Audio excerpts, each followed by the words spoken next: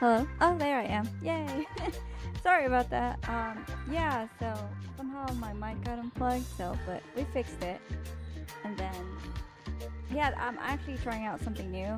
I messed with some OBS settings and I was hoping everything was working, and it seems to be working.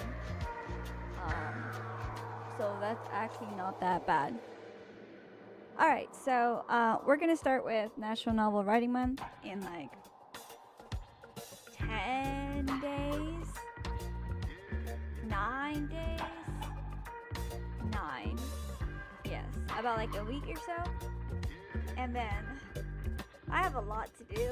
I haven't really looked at what I'm writing. I kind of did actually, but kind of didn't, so I'm not too far off. I'm not sure about the title. It's a working title, but I basically got inspiration from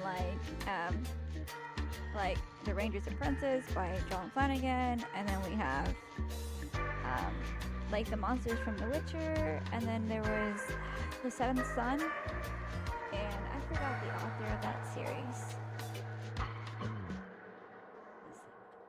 But the book series, not the actual film, I think it's by Orson Scott.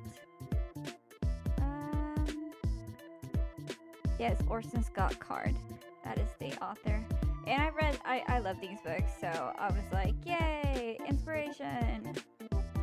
But, yeah, basically, those are where the inspiration is coming from. And so I kind of designed it a little bit with that, with like having this order where they have monsters, but at the same time it's a fallen order and people don't think they're very useful, and so the order isn't what it used to be basically.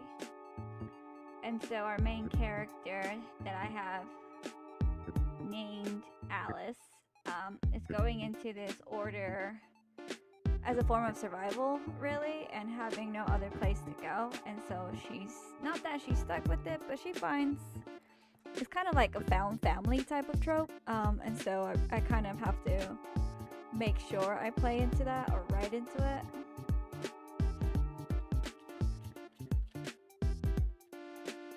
And so that's where we're at. But in order for me to do that, I have to figure out a lot of everything else that comes with writing a book. At least 50,000 words in a month. Now, I know I don't have to specifically write all these words next month, but I always want to participate because it also gives me something to edit when it's not NaNoWriMo. And so I have another one that I wrote in July, and no, I haven't touched it, even though it's only been like 3-4 months, 2 months and a half, almost 3 really.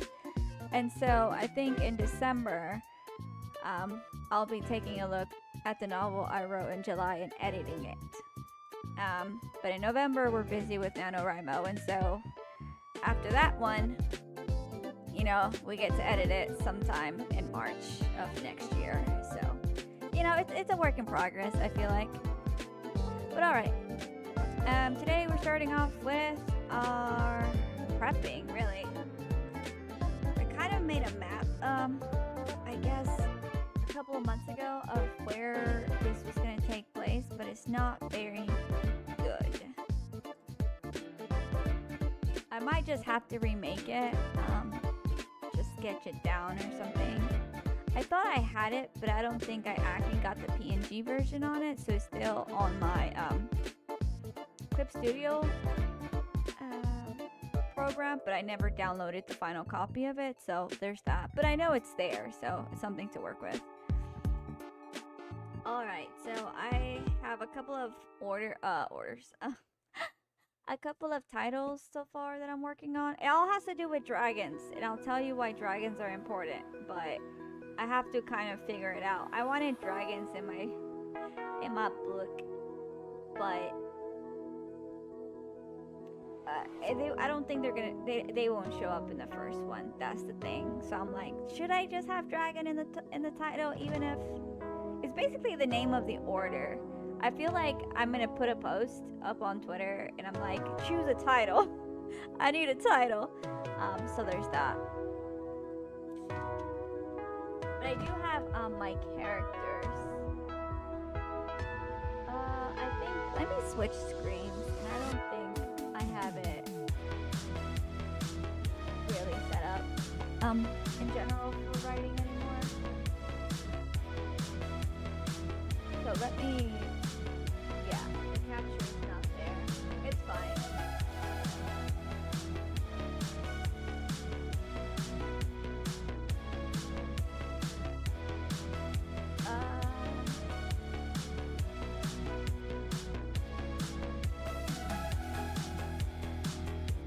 There we go.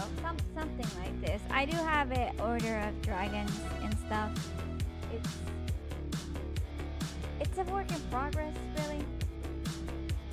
But I have others. I made a whole page. I have like 5 of them. But we're not gonna work on the titles yet. I am going to write up my list of characters. Now I do have this in like, what's it called? Actual written. This is just the the document version, which is fine and all, but I don't know if I'm going to transfer it tonight. What I want to work on is basically the magic system. There is a magic system and there is lore behind it, but I think the big thing is I need to figure out the lore of the order that they're going to be a part of. I have most beginning, I think the beginning of the plot, but the middle, I don't know about the middle, but I know the end. So I do know the end. So that's, I got the beginning and the end. So I think I'm in a very good place. All right, let's go. Let's just add another one here called magic, and then let's give it history again, but of the order. So those are the two things we're doing tonight. The magic system, or figure out the magic system, and then the history of the order. I'm just gonna call it the order for now, because I mean, you know, it's a name in progress. That's about it. And then if y'all are also participating in NaNoWriMo, I'd love to hear what you guys are planning on writing, or some little tricks that you found to be helpful. Because I know how I like to write, but at the same time, you know, I might find something else that might help me. So there's that. Okay, let's do the history of the order, because I have a better idea of that. So, kind of. So there were dragons. Let's start with that. There were dragons. Okay, that's what we're writing. I think a lot of, I want to say that there is like a home continent.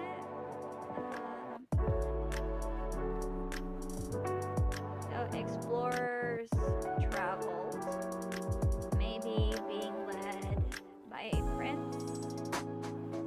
He found this new world, basically. It kind of reminds me, I thought there was a video game called New World. Yeah, no, that's not what I want. It was, not New World, it was, what's it called? It was a New World. There is a video game called New World, but that's not why, that's not what it's based on.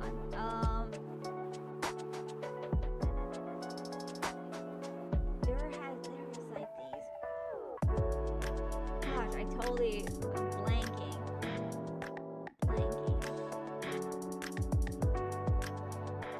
No, I don't remember. It's not even the video game. It's not even New World. It's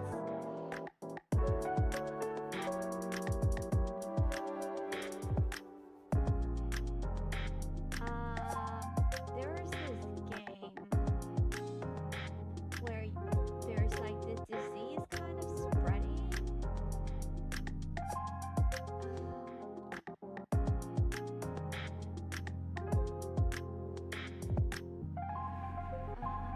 And then they had to,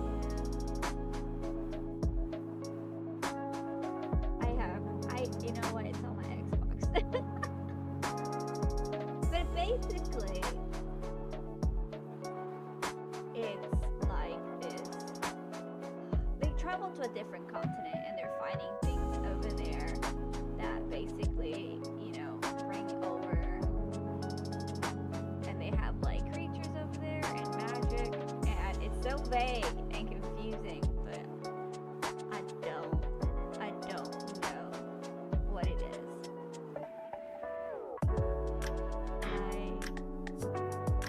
I just don't know what it's called because I find out. But anyways, the point is, it's basically the same, but not really. Oh, that's so okay. So yeah, we found this new world with untamed wilderness and creatures. We also found dragons. That's where the dragons come from. It's on the history. And so,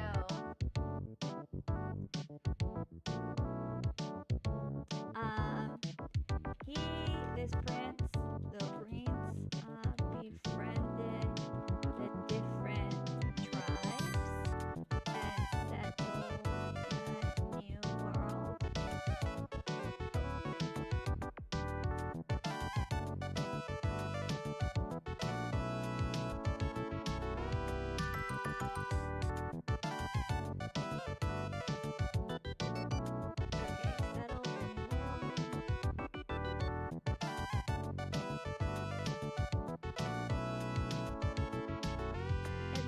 I guess a new kingdom was born. Kind of like in Assassin's Creed Valhalla.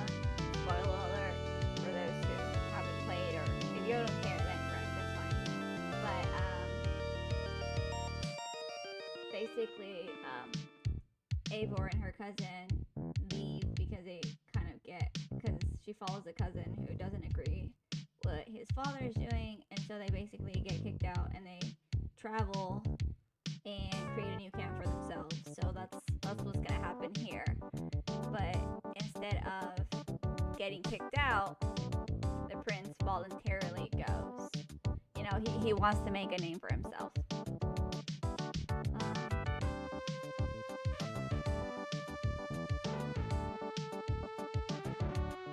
So we'll write that down.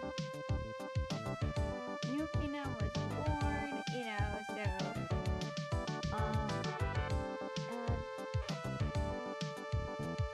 they go through some trouble, and I don't know specifics, but you know, there's always conflict. And the wilderness and beasts proved to be deadly, and so the prince asked the dragon for help, and because dragons are really good hunters, dragons agree and teach the people their hunting ways. And so basically, the Order of the Dragons were born. The Order of Dragons are born because, you know, people believe that only dragons can hunt these creatures. And so hunters are basically dragons to them. So this could be that's the actual order, but I don't know if it should be like the name of the title.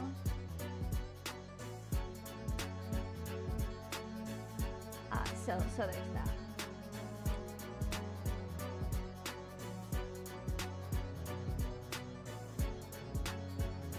And so, you know, time passes, and, you know, the order is known to help people. However, eventually, you know, you get into current time.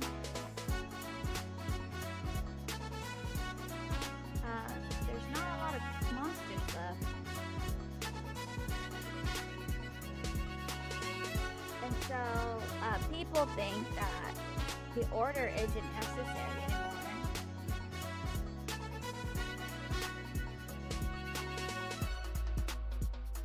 And that's, you know, politicians and others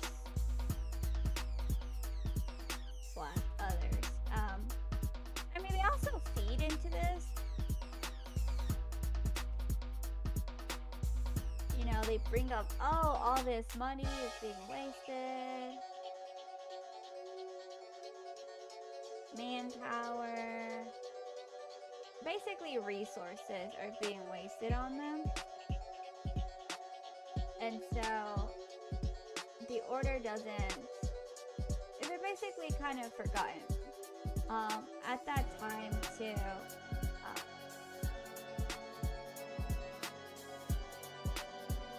like, I guess military personnel, like, see, how do I explain?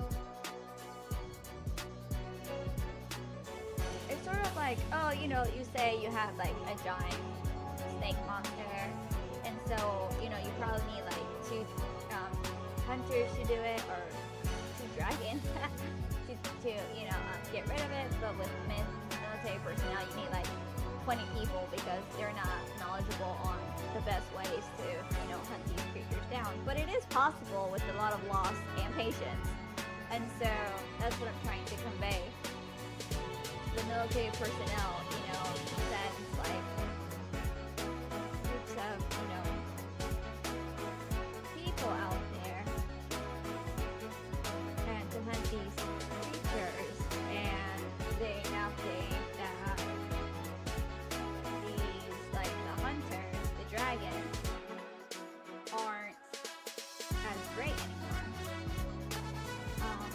because these military soldiers have proven, hey, we don't need them.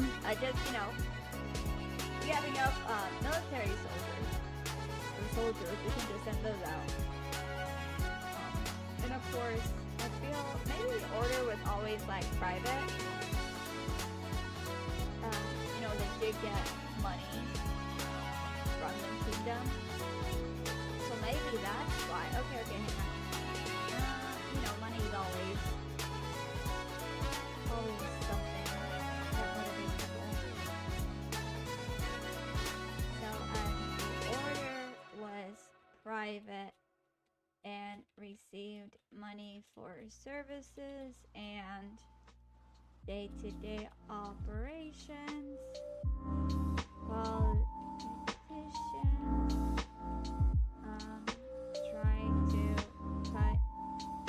basically trying to cut the budget, and decided the order was out. And of course, it didn't help that the military personnel were able to hunt these creatures. Like, they didn't really think about, like, oh, well, we lost 12 of our men, or 12 of them are injured or dead, but it's okay, we hunted them down. Like, they see it in black and white, just because it's, like, convenient to their argument. Like, well, we were able to do it without their help. Okay.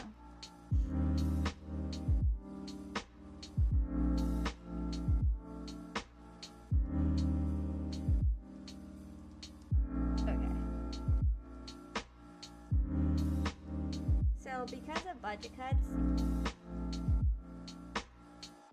the order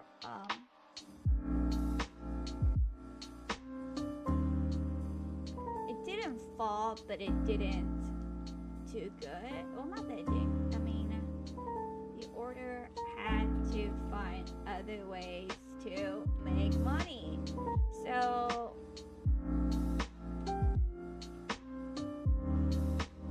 the kingdom basically pushed the order aside. And so the order kind of became like mercenaries. But, whenever the king called, they would answer. So, there's that. But then the members left. They didn't like the way it was being ran. New people came in, and they just wanted, they thought it's like, oh, it's money, let's just focus on money. You can't pay us, oh well, you still have your problem type of way, right? Because money was so tight.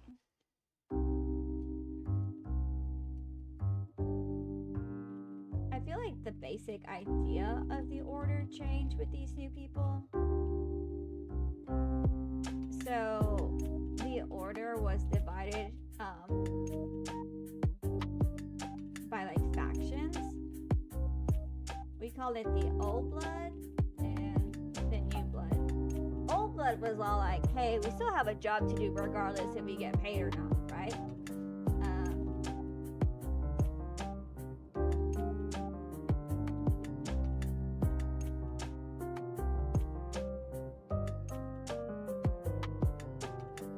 They kind of got paid, but not as much. And the new blood was like, nah, we gotta get paid.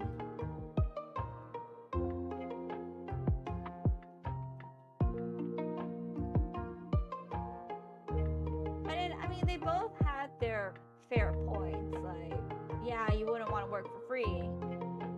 But it came to the point where it's all like, oh, well, it's terrorizing your village. You can't pay us the fees. Oh, well, go call the military people then, type of thing. And it was, and it didn't have to be complicated. And, if the villagers or whatever, like, or the town decided, okay, yes, we need your help, they'd be like, oh, well, now it costs extra, So they did take advantage of it.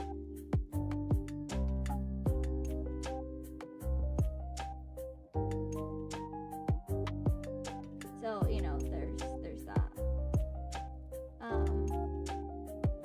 So, it was just different views at the time.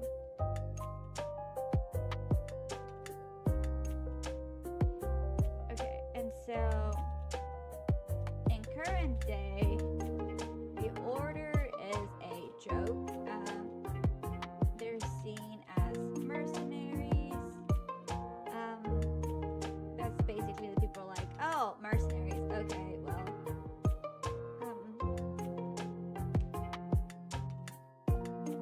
Before their name was really widely known, now, like, I guess kids now would be like, the what? Who's that? So they're not well known.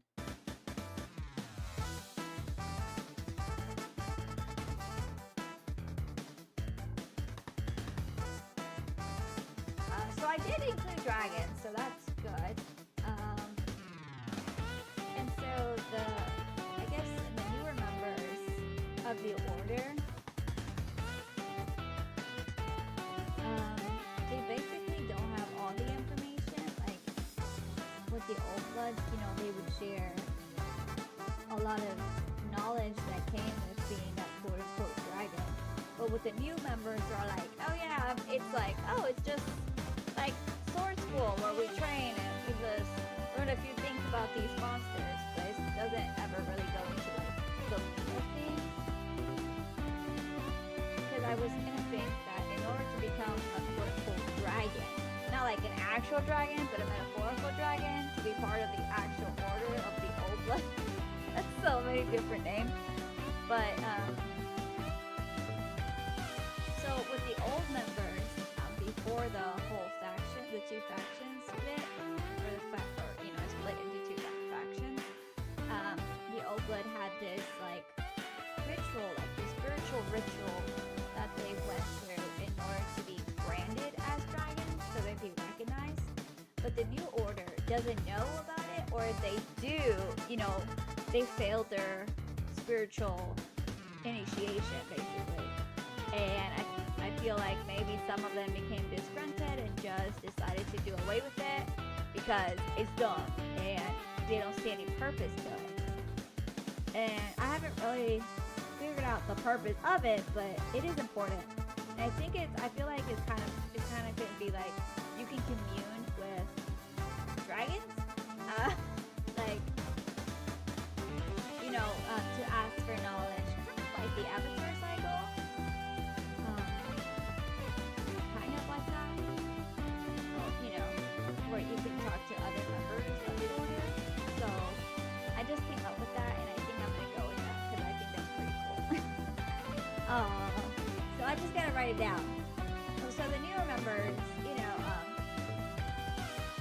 they don't know all the ins and outs, and so part of it is the spiritual initiation ritual.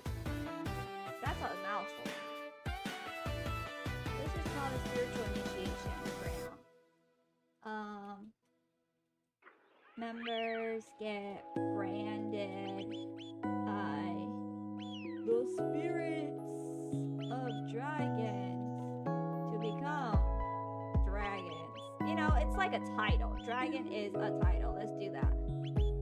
Oh, hey. How's it going? Karikata, how's it going? So I'm trying this new thing, and I didn't realize my chat was working correctly, but hey, it works.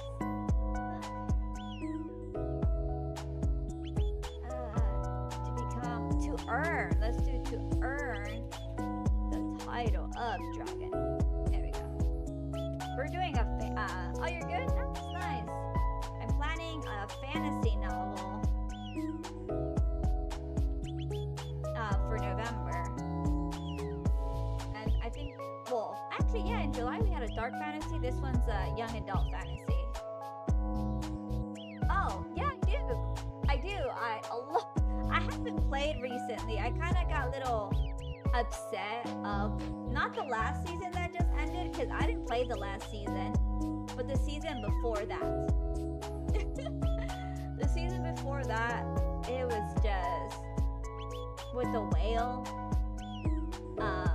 Yeah, I'm just gonna say with the whale in the fishing. I played that one, and it was disappointing that I didn't try the new season, or seasonal content, I should say, and I know what happens at the end, kind of, but I really didn't pay attention to it. Oh, is it? I'm sorry. Thank you. Okay, I hope that helps. Oh, Nightfalls, yeah, those are, some of them can be, I don't know about fun, but they're challenging. A noob, yeah. I feel like if honestly, if you ever leave for like 3 months and then comes back, you're a noob because like it's so hard to get back into it. Like whatever skill you had just leaves. I feel like that's, if you don't constantly play Destiny, then you don't keep up with the game. That's how it feels.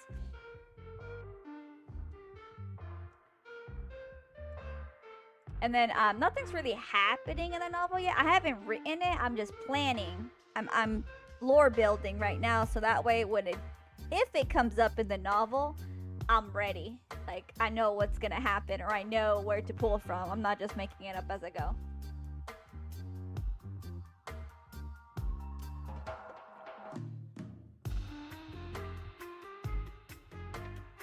Oh, that's not bad. A couple of weeks ago. How do you like it so far?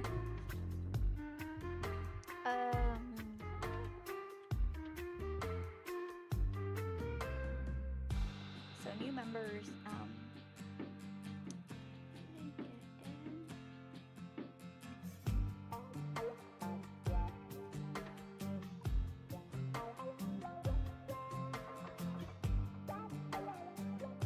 Oh, did you?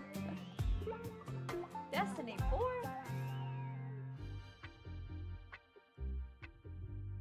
It's boring. Some of the activities get repetitive though, to be honest, so that's probably one of the reasons why I just don't play anymore. It's very repetitive. I do miss the haunted sectors. Those are fun. You get to like get candy or whatever, because seasonal stuff is actually pretty fun. Spectral pages? Oh yeah. So you have to go into the lost sectors, right, and complete the activities. And you should get spectral pages, and then there should be a tab where you can spend the spectral pages. But I thought the spectral pages, completing bounties, I think also gives you it. Or I think once you complete the activity, it should give you some. Hey, Coffee Quills! Yay, words!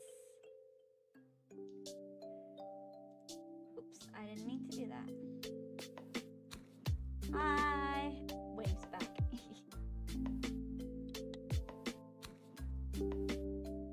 Yeah, it's going. I'm trying to build the history right now because I don't know a lot what's gonna happen. I have my plot. I know what's gonna happen at the beginning and the end, so I have to figure out the middle. But I just have to build the world, so it's fantasy, so I do need to make a lot of effort. But it's going good. Thank you so much for asking. I appreciate it. Alright, so there's 2 factions. There's the members who didn't get in, make a second faction. Deciding to do away with the spiritual initiation. Aw, thanks for following. Oh yes, of course. I appreciate it. Okay, so the spiritual initiation.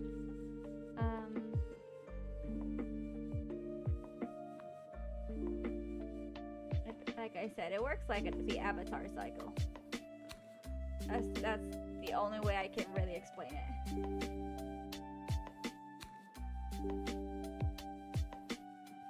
And that's what we're gonna write. And I remember because I actually play the Avatar tabletop RPG came out like earlier this year, and so I actually have a game going on Thursdays every 2 weeks, and so it's so funny because there's this whole thing about the Avatar cycle, not recycle, cycle. Oops. And it just reminded me of that. It's like, right, it's a it's the front part of my brain because we're dealing, you know, our characters are dealing with it in our campaign, so it's fresh. Where dragons. Should I do like Dragon Knights? Dragon Knights? Ooh, I like that name. Let me see. Dragon. Not like a Dragon Knight, like KN, but Dragon Knight as in DRAGONITE. Oh no, that's that Pokemon. Never mind. Never mind. You don't want to get copyrighted.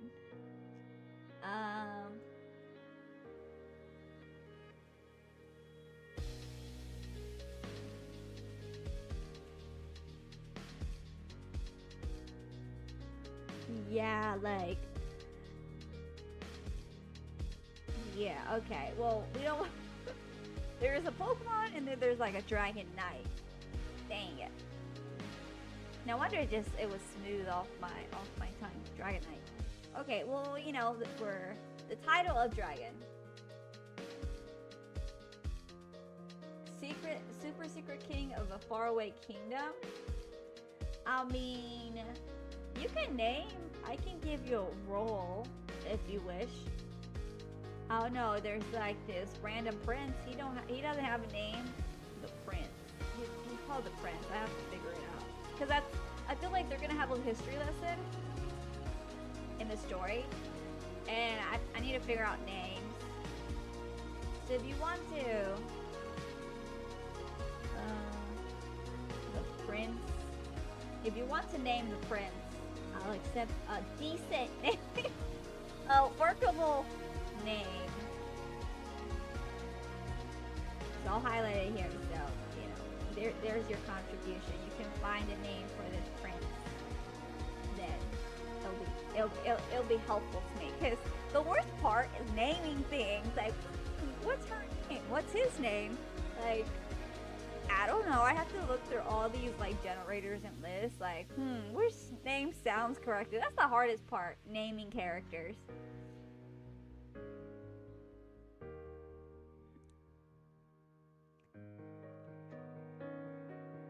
So in the spiritual initiation, once they earn the title, they can commune with real dragons or real spiritual dragons. Spiritually? I don't know. They might be dead or alive. I haven't decided, but we'll work with that. For information.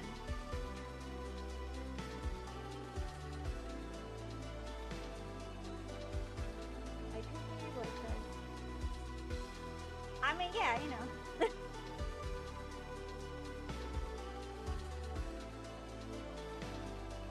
Okay, cool. So this is not wisdom as well. They can commune with real dragons spiritually or for information or wisdom. So, good. What setting? Fantasy. Like, still Earth. So nothing like crazy with new rules like Earth. But I haven't really but just fantasy. Fantasy Earth. I don't really have like a name for the continent or the region. Let me see. High fantasy. Is that like sorcery and swords? Hang on. I always get them mixed up. There is magic.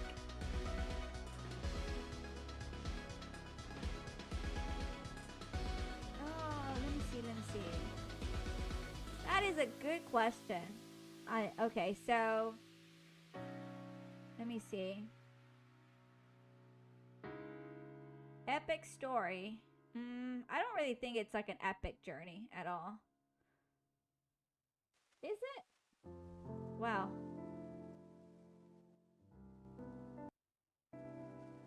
It's like, okay. I'll move it a bit more. It's almost at the end on the YouTube video too.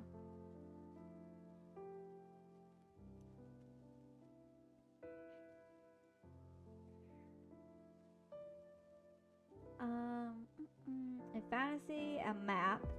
High page count, a challenge, or a quest. No, we don't have a quest. We will see monsters. There's magic, but not a lot of it. So let me see.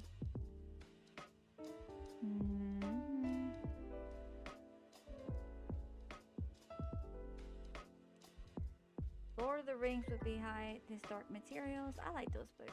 Low fantasy. Oh, no. This will be high fantasy then. Because apparently, according to this... Well, technically, I'm not really making a new world. There is no... Well, okay. So, let me... It's hard to okay, so actually no, this is a good question. You're right. I like that. Okay. So basically, magic is frowned upon in this world, though it does exist. And so stuff happened where someone raised the dead and people didn't like that, so it was kind of like now it's a no-no and outlawed. And so my main character, her mentor, is and her master. So I have her name's Kit. So Kit and that's a mentor I'm gonna introduce, and her master are basically trying to bring magic back, and they're doing it in a way where a lot of people get hurt. So I guess there's no demon lord, but there is like maybe an evil necromancer.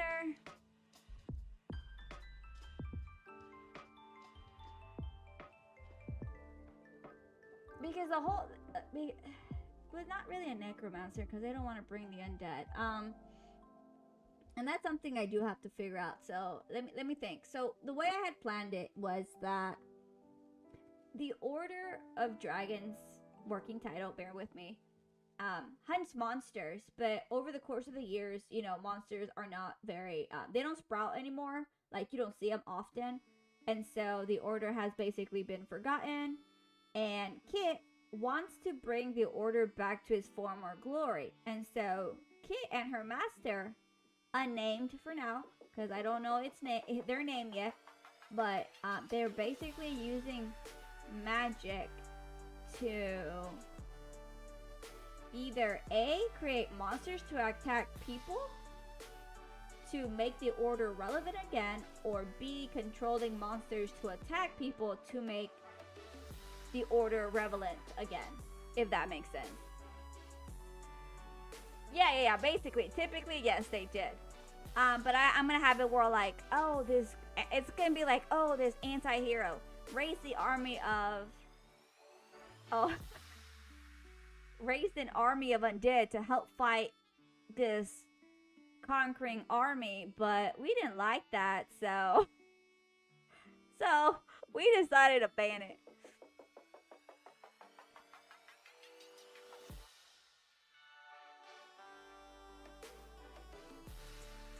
But no, that was a good question though.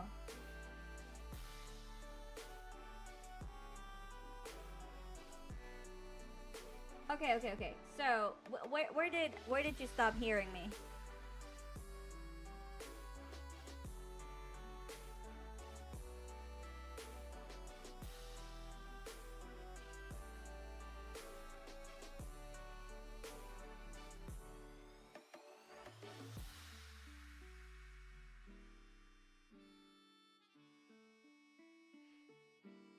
Yeah, no, I think my pick would be oh yeah, okay. So there's two options I can go with. Either the antagonist is using magic to agitate the monsters to attack settlements, so the monster hunting group can become relevant again, or the antagonist is using magic to create monsters to attack people and have the hunting monster group relevant again. So I can have it both. I need to decide which one would be better. Them creating monsters or just working with the monsters they have now to cause problems.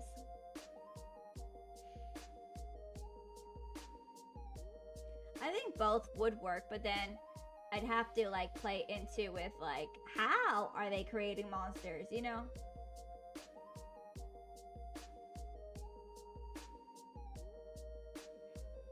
No, this is high fantasy. It'll be high fantasy.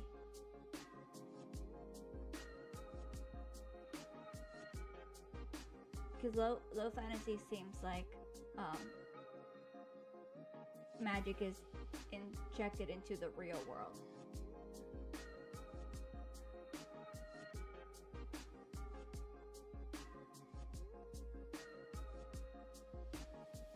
Yeah. Hey Carly, how's it going? Hello. It's been a while. I was like, it's been since like July. Y'all have been busy. My day job keeps me busy.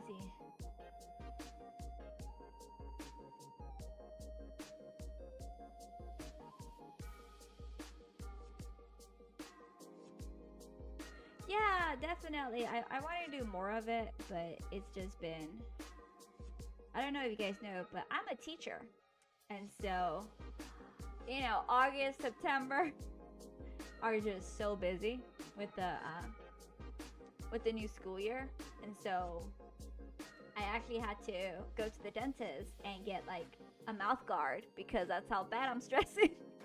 Like I went last week and they were like, Coffee, let's get you a mouth guard. I was like, okay. Antagonists creating monsters to attack settlements will be better. Yeah, I think, okay, that works for me. All right, let me see. Where do I write this? I'm gonna write it in a new category. Villains is gonna be called. Villains, so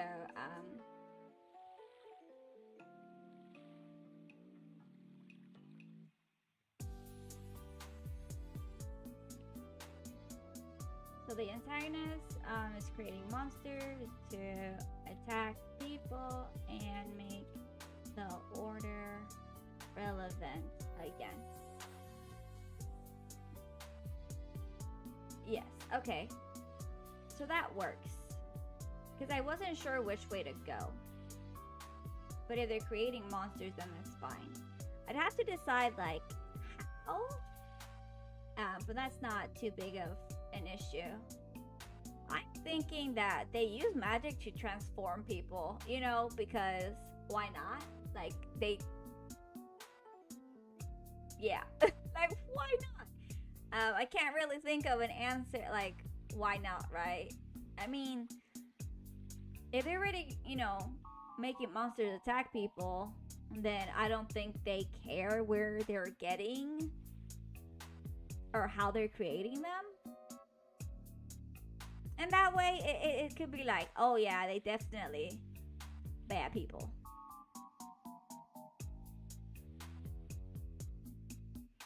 Because if that's the thing, so, okay, I just thought, oh yeah, I am. So, November is National Novel Writing Month again. So, July was camp, so it was like you're a writing camp, right? Like in summer you go to camps. But this one is the actual NaNoWriMo. And so I'm working on prepping for my next novel in November. So I'm prepping for NaNoWriMo. And this will be a completely new, different novel than I've written before. And I'm just trying to work out how things are gonna work. Yes, for NaNoWriMo. I'm just going with 50,000 words here. And honestly, I don't think I'll be able to finish this book in 50,000 words because it's supposed to be high fantasy. And they have a lot of word counts. Oh, you are? Nice. What you working on? I do need to go back and edit the other one, but for now, this one's fine. All right, so let's do with they kidnap people and bring monsters to life. And the reason, I'm gonna have a reason. So the reason they're doing this is Kit's master, the one who taught her magic, works for a rival kingdom that wants to sow chaos in the blank kingdom and cause I don't know the name of this kingdom either, but so another kingdom is trying to mess with this kingdom so they can have more power. Oh, you're working on an essay? A personal one? Hey, that's not bad. Awesome. Okay, so it works for a rival kingdom that wants to sow chaos in the blank kingdom. And diminish their power. Ooh, okay, let me see. Albrecht? Albrecht? Is that a K or Darius, Othello? I like the first one. Albrecht. I approve. I don't know how to pronounce it very well. So there we go. Albrecht the Prince. Awesome. Now we got a name. Oh, for kingdoms? Yes. Yes, I need help naming things. I'm still kind of working with my main character name, Alice. I like Alice, but I don't know. I'm not married to the name, but it'll be hard to change the name. I feel like, I don't know. We'll see. What's with all these blue lines? Leave me alone. I don't want to be grammarly correct right now. And it's fine. Okay. Kit's master works for a rival kingdom that wants to sow chaos in this kingdom that our main character is in and diminish their power at home so that their attention isn't turned to them, aka the rival kingdom. And I don't know their names, but blank and rival. There we go. It works.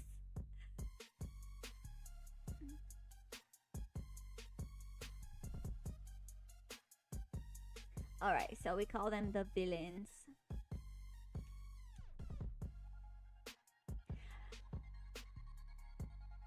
Because at first I think I had it where, because Kit is gonna be my main character's mentor, at least like, because in a fantasy you always have that trickster character, and that's what Kit is going to be.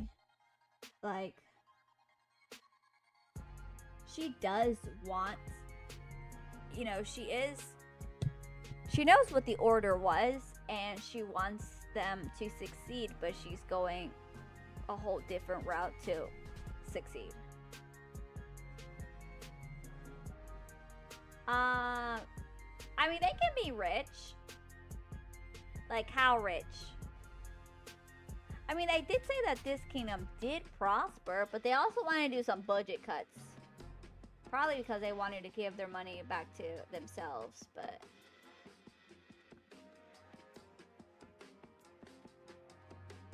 maybe. Oh, like rich. No, they wouldn't be rich. They wouldn't be like poor either. They would be like well off. They're prospering, but it's not like, you know, they're earning too much money. You know what? I feel like, oh, well, no. You know how the prince left his kingdom? Maybe the kingdom he left is that one. Oh.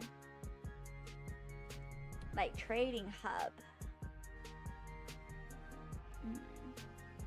Yeah.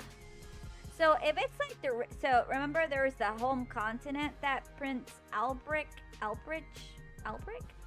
don't know. He can't, you know, he left his home and found this other new world. So maybe that home continent still needs a name. So they can be the rich ones. But this new kingdom, we don't know the name yet. Could be like you mentioned, a trading hub rich. Why are these colors so bad? Okay. There you go.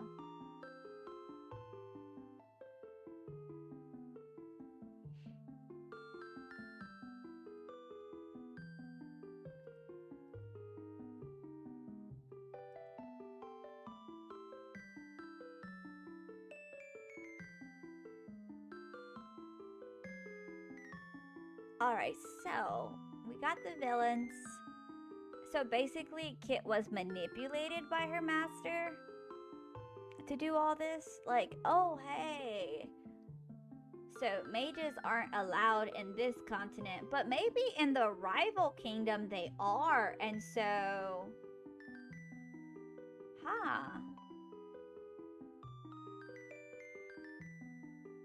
yeah. Okay. Let me see. The gears in my brain are turning. Okay, let me see. This is like big brain time. Hang on. Okay, so let's say the rival kingdom. They welcome mages, so magic is everywhere. Magic is accepted.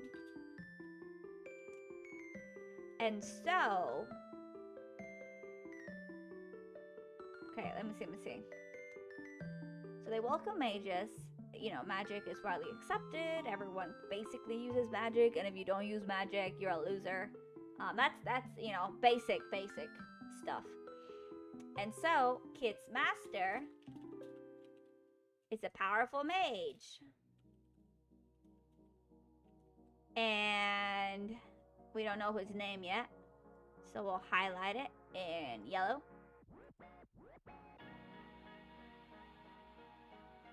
Yeah. They're mad. They're powerful.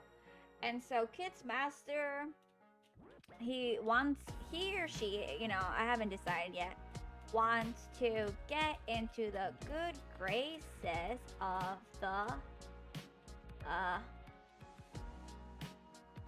do they have a monarch? You know what? No, they're gonna be ruled by a council of magic people. Council of Magic People. That's what their name is for right now. And then we'll change it later once I figure out their names. Okay. Good graces of the Council of Magic People. That's funny.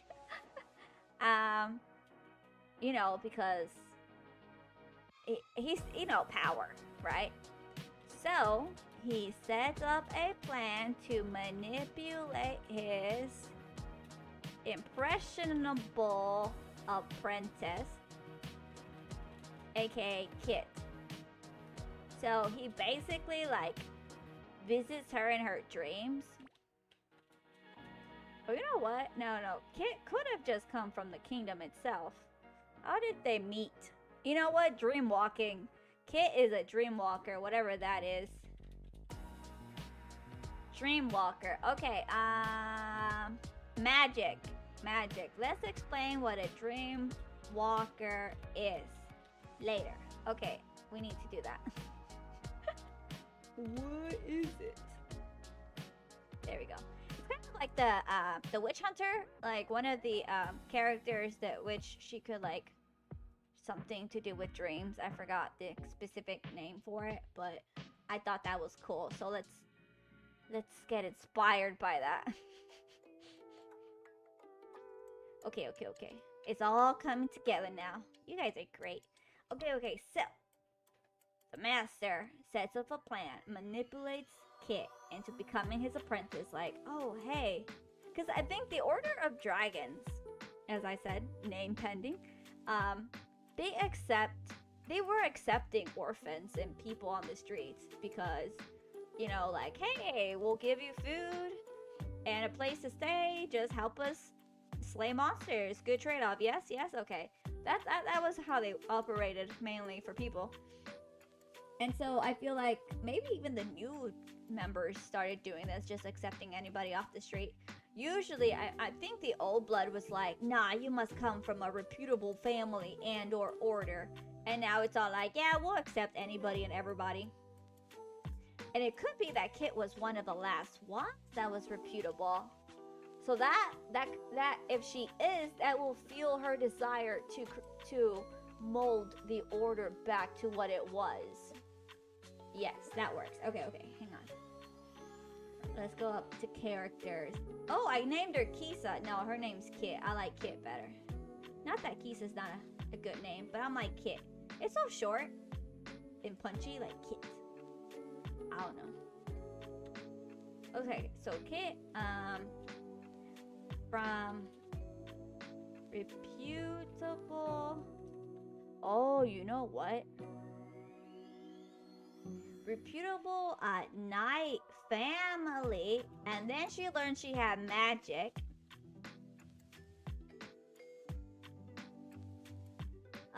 But she was recruited by the order.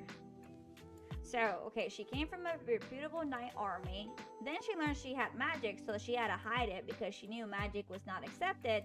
So, because of her worries, Kit's master like walked in her dreams and was like, "I shall teach you the ways of magic," type of thing. Okay, ooh, let me see. Okay, continent.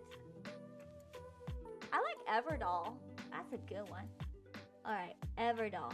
Home continent, aka Everdell. Okay, so that's the home continent. What about the new continent? Let's call it Fabar. I like Fabar. Fabar. It's kind of like, don't forget your Fabar as you go out into the world. It'll keep you healthy and strong. Like an infomercial. Okay. You know what? Zoltic, right? So that can be the other continent, the rival one. Okay, hang on. Let's go under location. World locations. Let's do that. Okay, world locations first. Home. Oh, you know what? Copy and paste. We're not typing this up again. Okay, Everdell. New continent. That's gonna call Fabar. Rival kingdom slash rival other continent. No, this is gonna be Zothic, where rival kingdom is from. There we go. Well, not even a continent, it just could be like an area. So it could be part, I think Everdell and Zothic can be close to each other, but they're like so different. They might have like some, like a mountain pass or like a giant river or ocean between them or something. I do have to make a world map, but for now, we'll figure out how this works. Okay, with Everdell, the Everdell is the rich. The new continent is Fabar. They're like trading hub. Because, yes.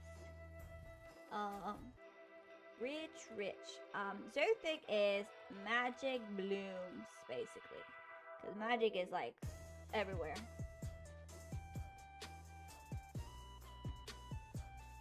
Okay. So, let me see.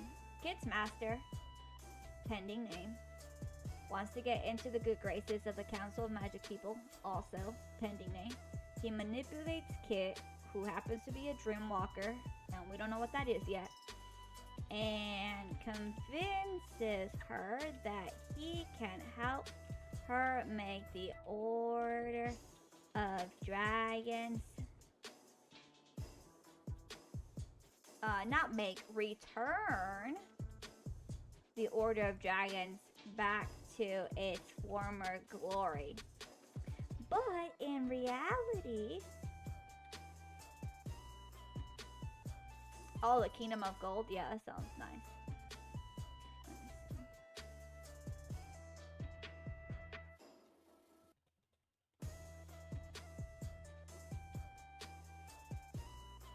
Okay, so, but by manipulating Kit, so Kit sets off her master's plan of creating monsters to attack people. So rumors spread that mages are back, because influx of magic, influx of monsters. Basically, people think that monsters and magic go hand in hand because it's like, oh, you use magic, so now you must be punished. We're being punished because you use magic by these monsters, type of thing.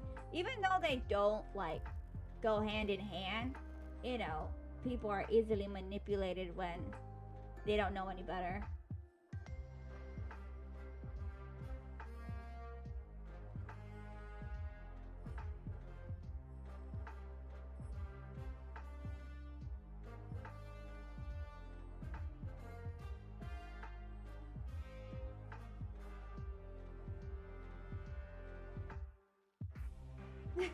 Where?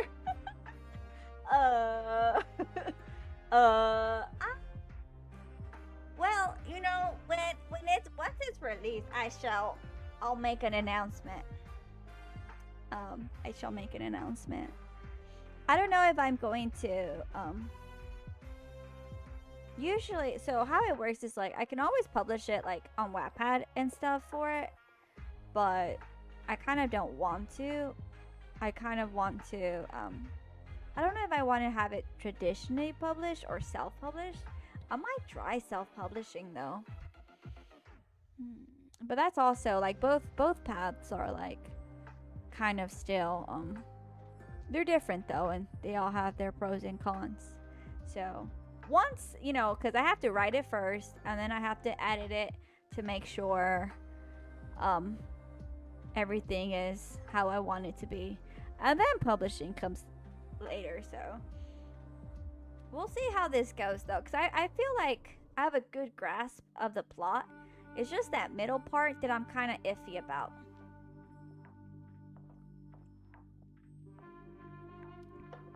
Like, I know the plot, and that's really, it's not surprising, but it is surprising because usually I start writing without a plot, and so there's that. Other names, I need Kit's Master, the Powerful Mage, and the Council of Magic People. I need names for the Council, which is like a governing force, and Kit's Master's name. I don't know them yet. I'll know their names.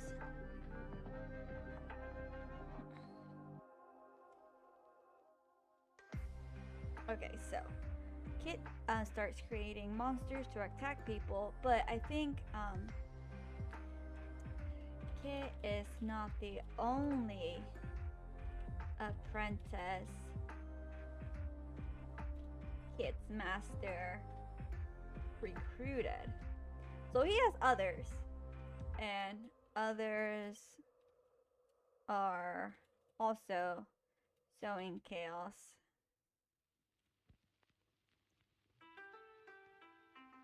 I'm not sure yet, actually.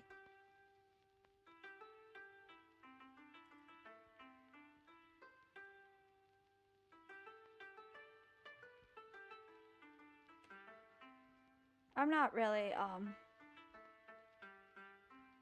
like, it could be either, really.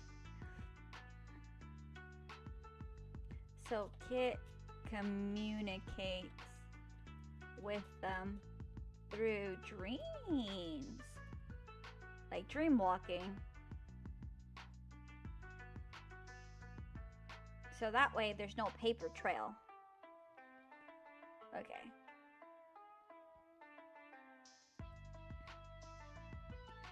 So rumor spreads that mages are back because of the influx of monsters. So then Sothic can play it up like Bar needs their help. So yeah, they want power basically, and yes, I'm just gonna say yes. He's very or they're not even he. They're very power hungry, and they think that turning people into monsters would basically help their own kingdom. So yeah, because I mean, you know, they don't really care that they're gonna use people to create these monsters. I kind of feel like, okay, this is in bad taste, and I apologize to everybody out there. It's kind of like, you know, Full Metal Alchemist, kind of like, yeah, that's it. I'm sorry, but that's how bad it is. I'm just, you know, right from there, that's how bad it is.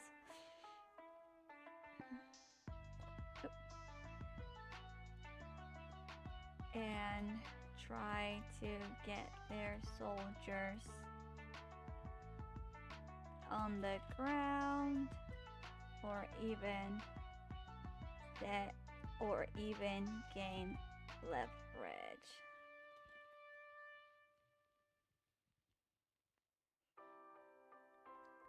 Okay, So, we got our villains in what they want. And Kit really just wanted the order back, but... you know, she just met the wrong master. Okay. Alright. Now we have to decide magic. A dream walker. What is it? Person who can visit other people's dreams.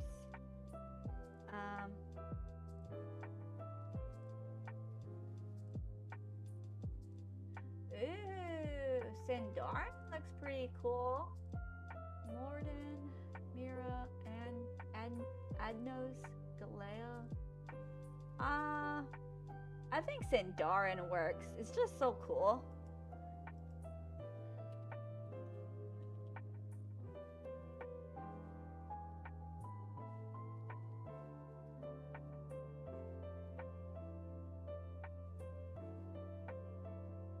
Yeah, that's a good name. It fits so well too. Kind of seems like he's sneaky.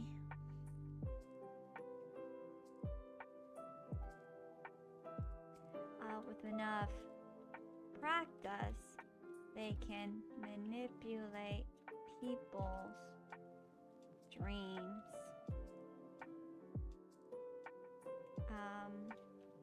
And also give people nightmares, etc. I have to look like dream manipulation almost.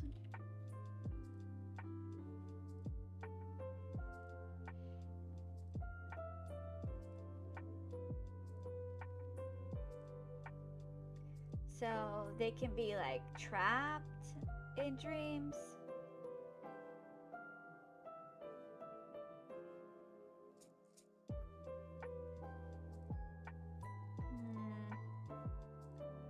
So basically, if they're dream walking, they can communicate.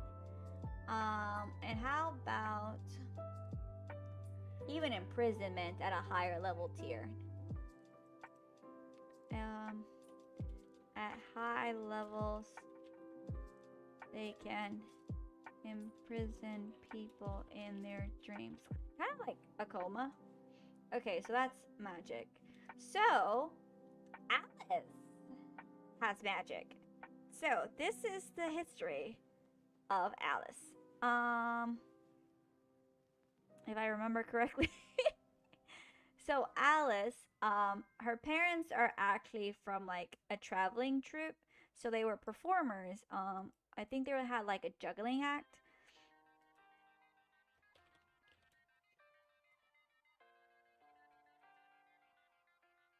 Yeah, they're like basically it was a troupe. And so where do I write that? I'll just put it into another detail because this is kind of important because it deals with part of the lore. It is her backstory, so we need to know. So Alice's parents are of an entertainment troupe, jugglers. Ooh. The Prime Council, the Infernal Council, the Mystery Board, the All-Knowing Conclave. I like the Prime Council.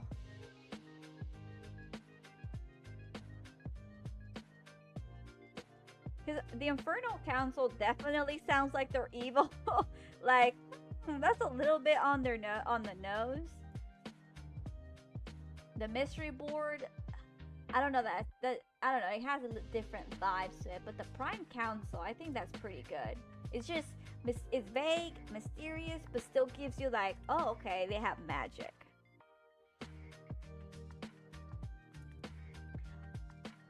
Oh, those are really good though. Thank you. All right, so parents are part of entertainment troupe, the jugglers. Alice's mom was part of a tribe of Earth witches, I think they're called. Tit infertile. That's so on the nose, like so on the nose. Are they like hedge witches? Hang on. Hedge. Oops. No.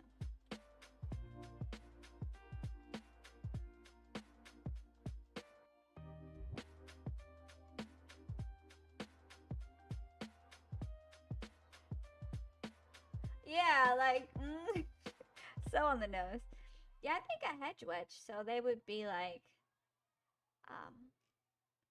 into they would be, that would make sense.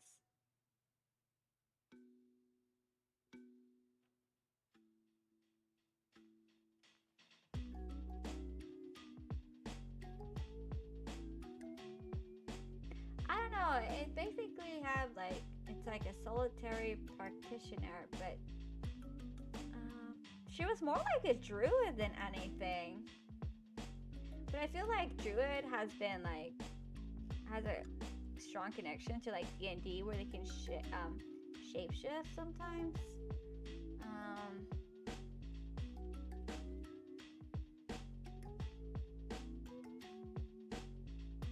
A lot of it has like with Dungeons and Dragons, you know? So I kind of want to stay away from that. Well, yeah, I know, but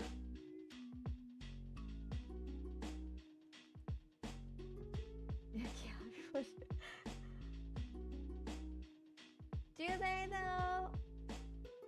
I guess it depends, doesn't it? Alright, if this page loads. Earth witches. I'll have. If she was a head witch, I don't know if she'd have like a group or a coven.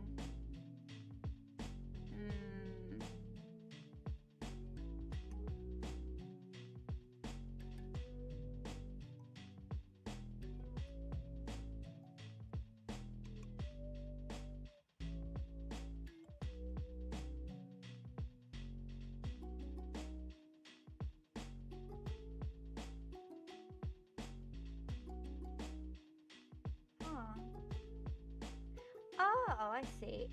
So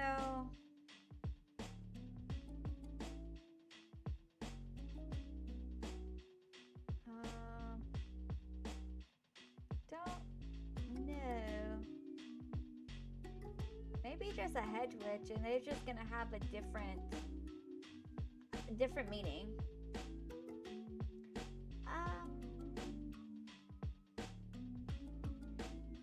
Other races, I feel like yes, but they're not going. They might be a mention, but they're not going to be part of this story just yet. So I kind of want to have it where Alice is this orphan on the streets when she actually tries to steal back something and gets caught by the guards. And so her idea of a world is very narrow. And so I kind of want to have it like, because Alice's view of the world is so narrow, she doesn't, she later learns about what the world has to offer, and thus gaining knowledge of other races. So yes and no, at least, because I was gonna include like dragons and stuff, but at the same time,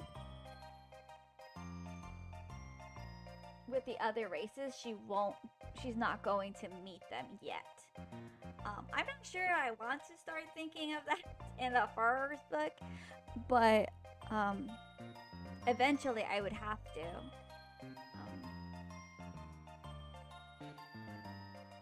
But yeah, kind of yes, but I don't think it's gonna fit in this particular book. Yeah, basically.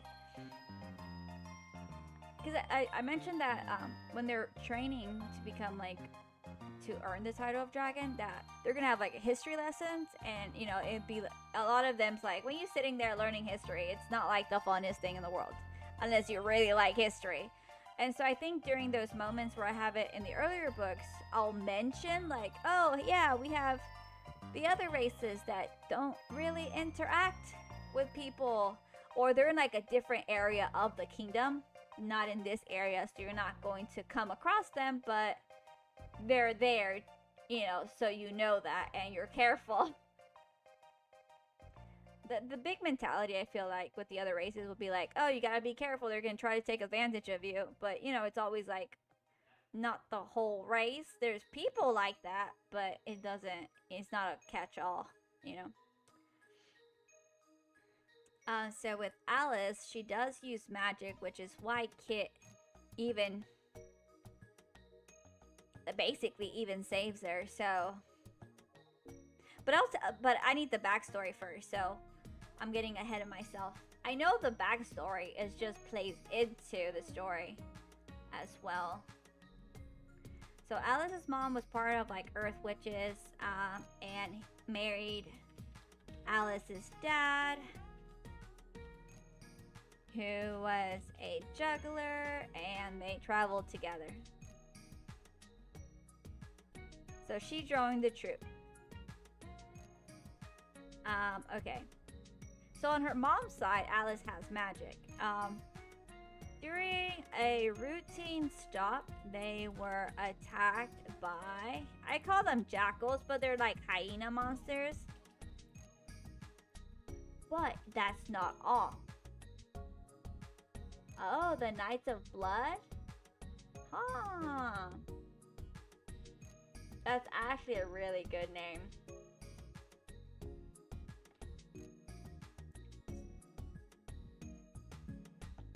Oh, the Oppose? Yeah. That sounds like a cool name. I shall write it down in my papers. 'Cause I have a paper copy of this lore Bible, so I can take it with me. When I play like D&D, because I don't have this document on a flash drive. And I just basically started filling it out today, so I've been writing it down in a notebook so I don't forget, and that's where I'll write it down.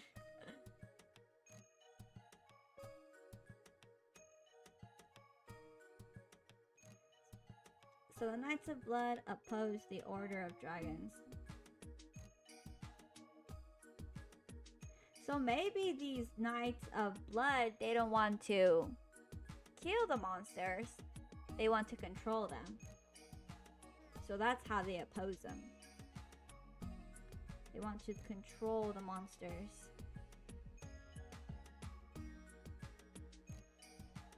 And I need to make like a bestiary of all the creatures. I think that'd be cool. Like an encyclopedia of all these monsters and how to find them and how to deal with them.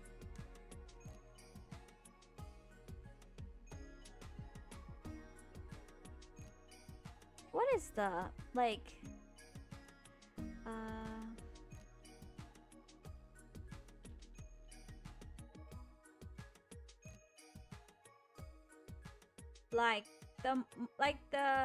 the Book of Monsters? Oh, like, I think there is like Fantastic Beasts and Where to Find Them. I think it was an actual,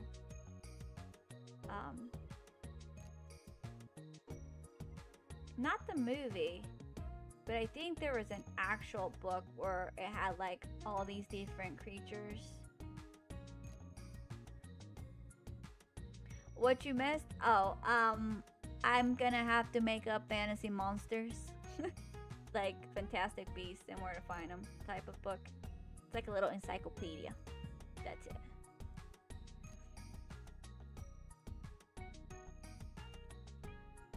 So Alice's parents were killed by these hyena monsters. And just to add to the cherry on top of the cake, these were the first prototypes that Sandrin, was it Sandrin? What's his name? Sindarin, sorry. Sindarin had Kit make. So that's the kicker right there. Yeah, so I'm thinking that, yeah, that's right, Kit Master sent them. So it's kind of like, it goes back. So Alice's backstory does have a lot to do with the actual plot. So the hyena monsters attacked her parents and they died. You know, like tragic. But a traveling dragon, not like an actual dragon, but a dragon, member of the dragon order, killed them, but got injured.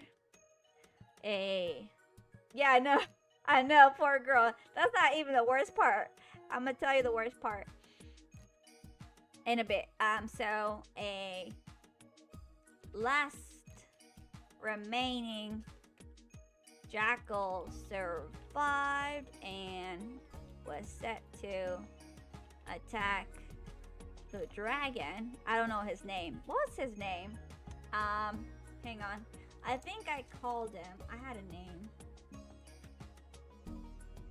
Aaron. I don't know if that's a good name for him. So, because he's gonna save Alice from this, but I need a name for him.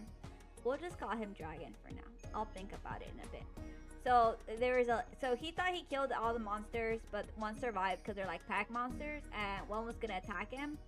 But then Alice technically saves him by using magic. Well, actually, you know what? Hang on.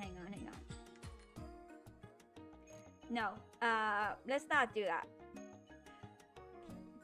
The traveling dragon does get rid of the hyena monsters. He does get injured, so he's limping now. So it'll be a permanent limp. You know, hazard, part of the life. And so he finds Alice under a burning cart. That's what happens. And so I was watching, I watched and I was reading Goblin Slayer.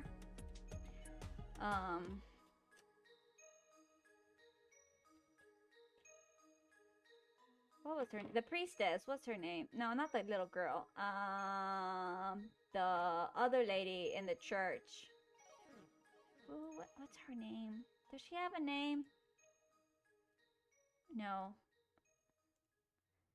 The Sword Maiden. There we go. Y'all know how they like burn her eyesight?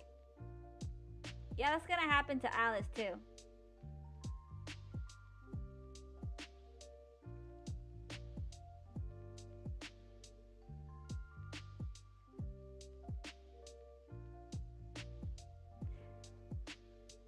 So she's kind of blind, Alice is.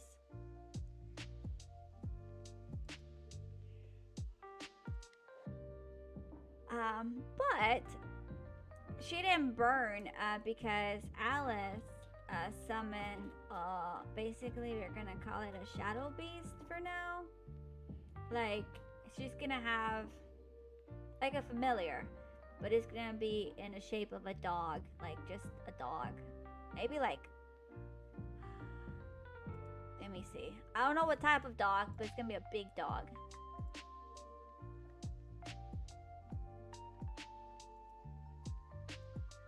The thing? What thing?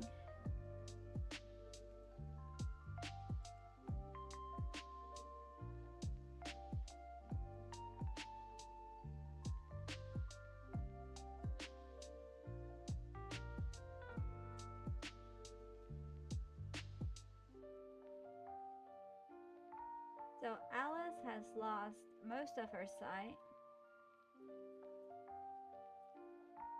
She summoned the Shadow Beast to protect herself against the fire and loneliness, because her parents are like, hide under this cart, we'll be back. And they never came back, and then it was set on fire. So, you know.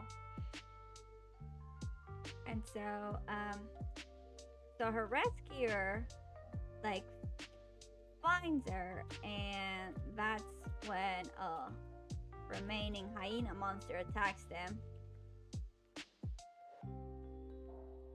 And the Shadow Beast basically saves their lives. So Uh, it'll have one head, for now. So the way, how I don't know if you play D&D, but basically, what was it? I think they did this in Critical Role. I don't remember because I don't watch it. I just hear bits and pieces from my mod, Professor Amalgam. But they put their you can kind of use this spell called Bee Sense, and you can connect yourself to a creature, and you can see out of their eyes, and that's what Alice is going to do. She is basically going to use Bee Sense to see out of her familiar's eyes, but she can't do it often because it's kind of like a spell. So just using it, she'll gradually get stronger, but at first it's she can only do it once a week or something, right? You have to. She can't be too strong now. We don't want to marry Sue, but she has to grow into her magic. So after that, so her savior drops her off at an orphanage, and he gives her a dragon order pin because basically she saved his life. So it's all it might give her, she can sell it or she can do whatever she wants with it, but it's him repaying her. But the orphanage lady sells the pin and eventually kicks Alice out on the street. And basically that's how our story starts, with Alice on the streets, and she saw her pin in a pawn shop. Yeah, no, basically, you gotta, can't have a Mary Sue. We gotta slowly make her stronger. And so Alice, not that she saw it, but Goudreau, I think that's the name of the dog. Let's call him Goudreau. The shadow beast is called Goudreau. I don't know where I got that from.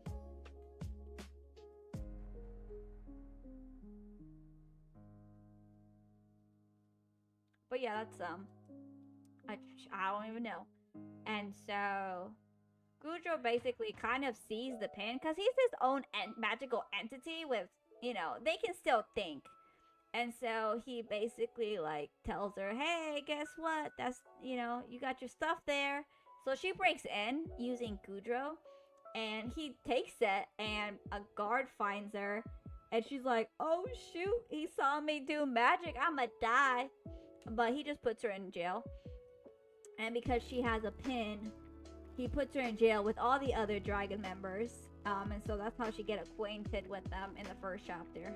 She meets them in jail. And so Kit actually comes to rescue the dragon members. And she notices that Alice has a familiar and realizes, oh, this girl knows magic. Maybe I can recruit her to my cause.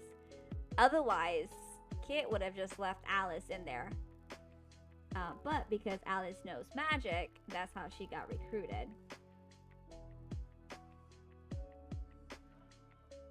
So it all comes together.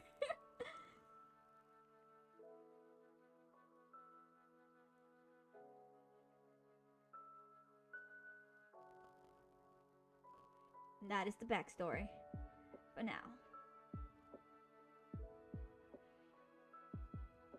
Alright, so magic.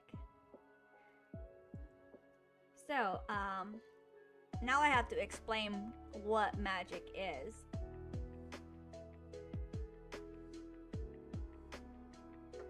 I usually just keep it simple. Anything else? Wait, why is it green? That's so weird. Okay, well, that's weird. I did not know that was green. Anything, I need a name for, the dragon that saved, Alice. and probably Alice's parents. I don't know their name yet. But I don't think she's gonna remember. She was pretty young. Eventually, she'll probably know. I feel like maybe Alice will encounter like the coven that her mom belonged to and learn more about her magic. But that might be in another book. So I need Alice's parents' name and the dragon that saved her. The person that has dragon as their title. Okay, so I think for magic,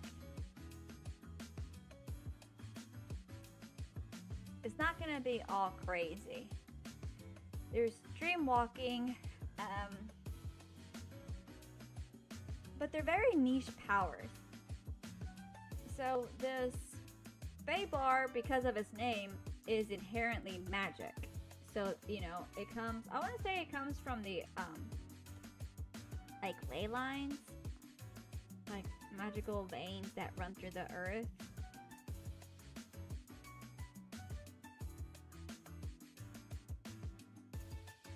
So it's just part of nature, but a lot of people aren't.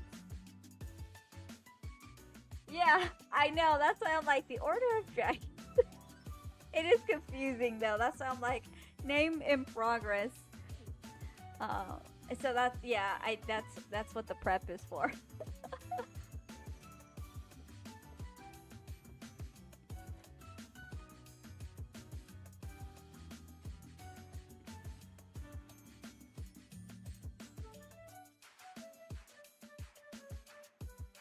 Magic comes from the earth.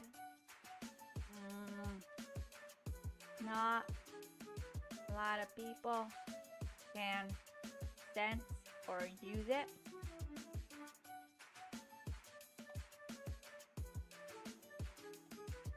Well,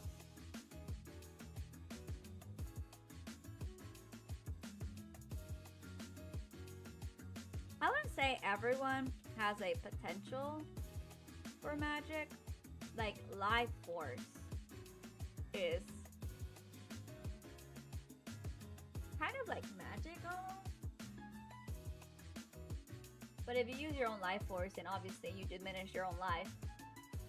So you need a different source.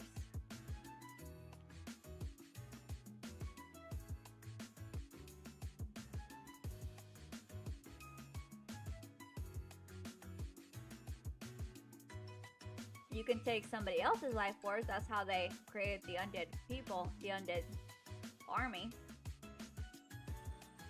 So sacrifices work. Or like blood magic.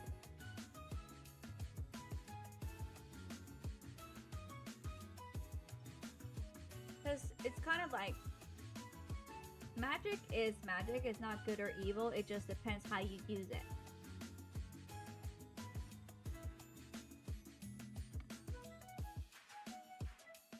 Like people's actions turn it evil.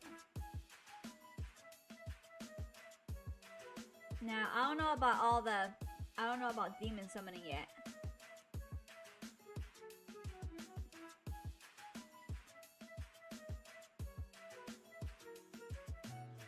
For the mom. Oh, Dolphin is nice. That is a cool name.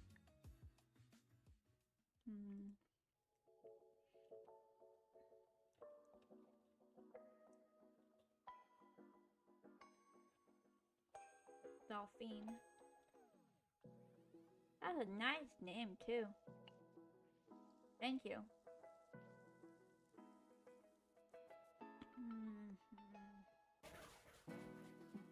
Okay, so magic comes from the earth.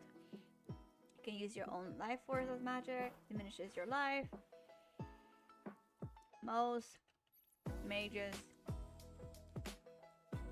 use magic from external sources.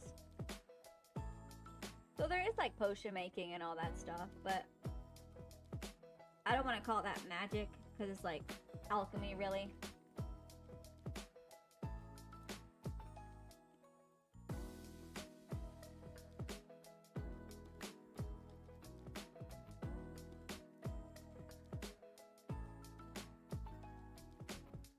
you have summoning, like Alice did, but it uses her own shadow.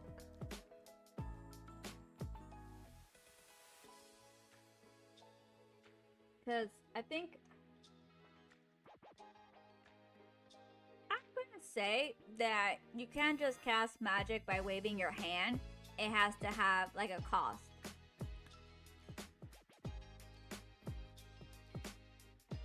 So if you wanted to heal a wound, then you would need like materials that you would technically use to heal it, but it's like an offering to the magic.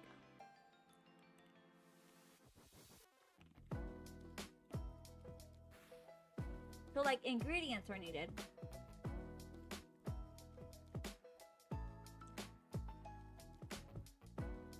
I guess are needed for powerful magic.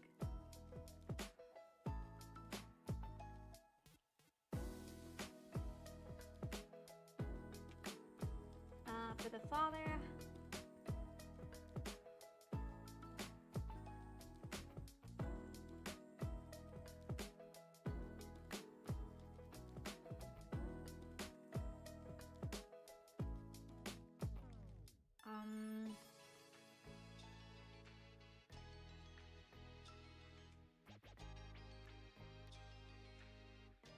they're kind of like Orlando.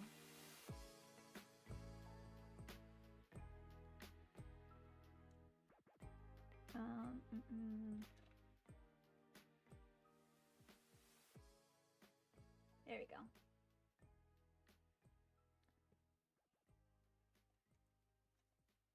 So ingredients are needed for powerful magic.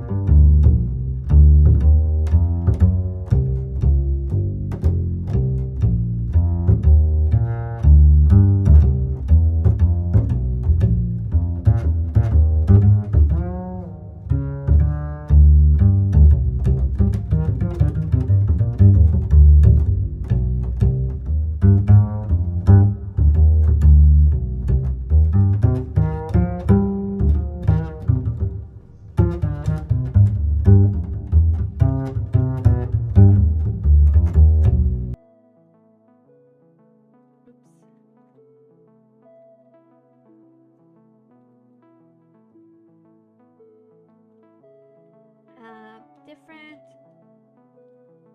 categories of magic include like elemental, like people have affinity for fire or water.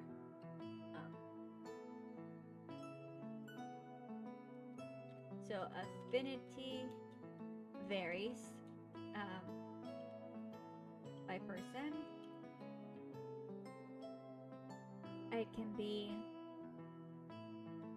I guess summoning would be their own, be shadow creatures. What else can be summoned? Forest spirits.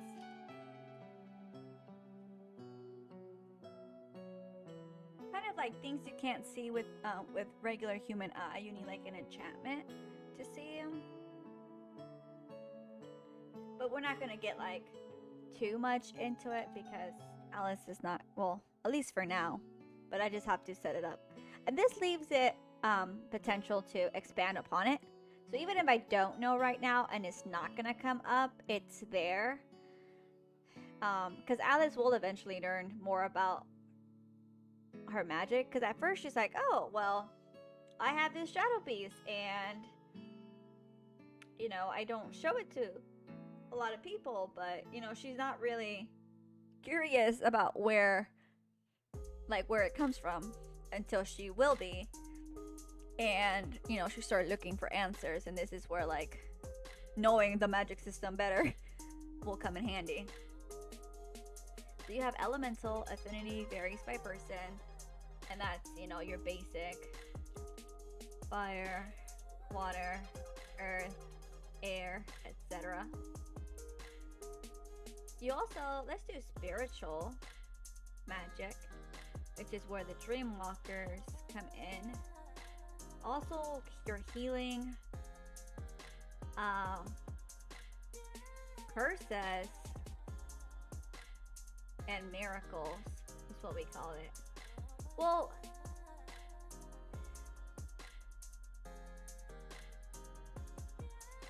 because like healing, yeah, it would be like your spiritual. But with that, you also have to be like iffy on like, what about your religion?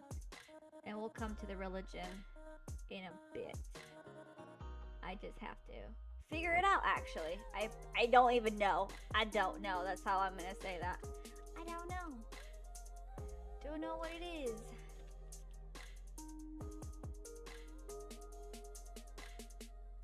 Ooh, hang on. Nostrum Vendandi. That's actually pretty cool. The Walking Watch. The Wild Watch. Yo, I like the Wild Watch a lot. Yeah, I do like the Nostrum Vendandi and the Wild Watch. But I'll write them down. Let's see. Order names.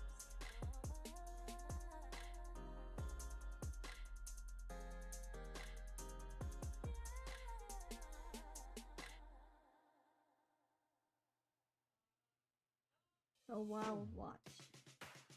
That sounds cool. It's so hard though. They're both really good. But if you find more, then let me know. I'll probably pull a poll up on like Twitter. I'll be like, hey guys, I need some help naming things. Vote for your favorite. I'll probably like if I make a list of things, because I need the title for the book too. I have The Dragon's Apprentice, The Dragon's Apprentice, The Order of Dragons, which is what I'm using, The Fallen Order, or The Dragon's Ruin. So I'm like, titles. Titles. But the order, yeah, so I feel like a little bit of naming needs to change. So you have, let me see, types of magic. You have nature, but nature magic. So if it was nature magic, also healing, it's a way of healing. But this could be like enchantments. Maybe enchantments. Like, you know, like making vines grow or something. Like manipulation of plants, maybe animals. Not even animals, it's like speak with animals or something, you know?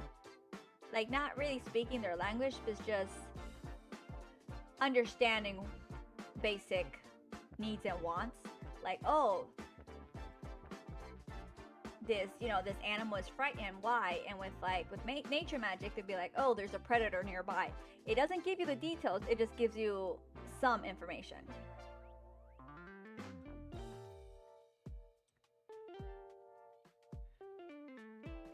Alright, so according to the Weeb, you got necromancy. Oh, that could be a. Oh, that's right. That is the category. Necromancy. But that's banned. And I'll have to write the history of how that got banned, but I kind of have an idea of it. Oh, you know what? It could just be that Zothic wanted to attack Fabar, and so Fabar created an army of the undead to beat the mages, and basically they saw people didn't like the fact that their fallen soldiers were being brought to life, and they were like, sacrilege! And so necromancy was banned. I think that's how that's gonna work. And then maybe like, but I still need a religion, so maybe tomorrow we'll do. Okay, I got about 30 more minutes-ish. Okay, so there's like divination, but isn't that kind of like spiritual? So how about spiritual magic is dreamwalkers, divination, like.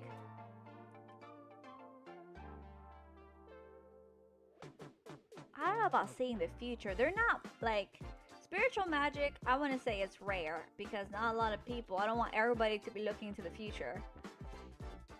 Summoning is like semi-rare. Like elemental is very common. Nature magic also a little bit common, but not so much. Necromancy, well, we know should not be practiced. So spiritual magic would be dreamwalkers, your divination.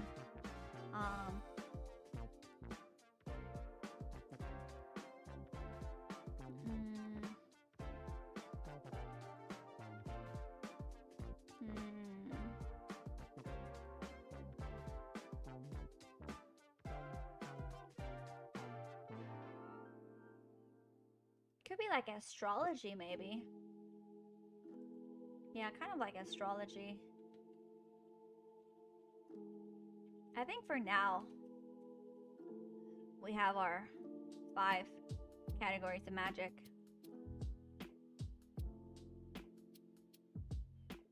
Like everybody can kind of like blend into the other kind of. But magic is taught. Let's do that. Magic is taught. Kind of like,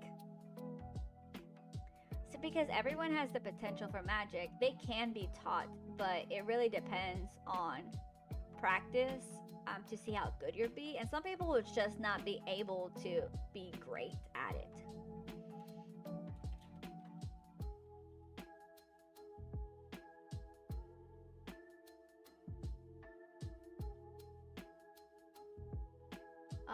Actually, I don't recognize. I didn't see Game of Thrones, so I wouldn't know.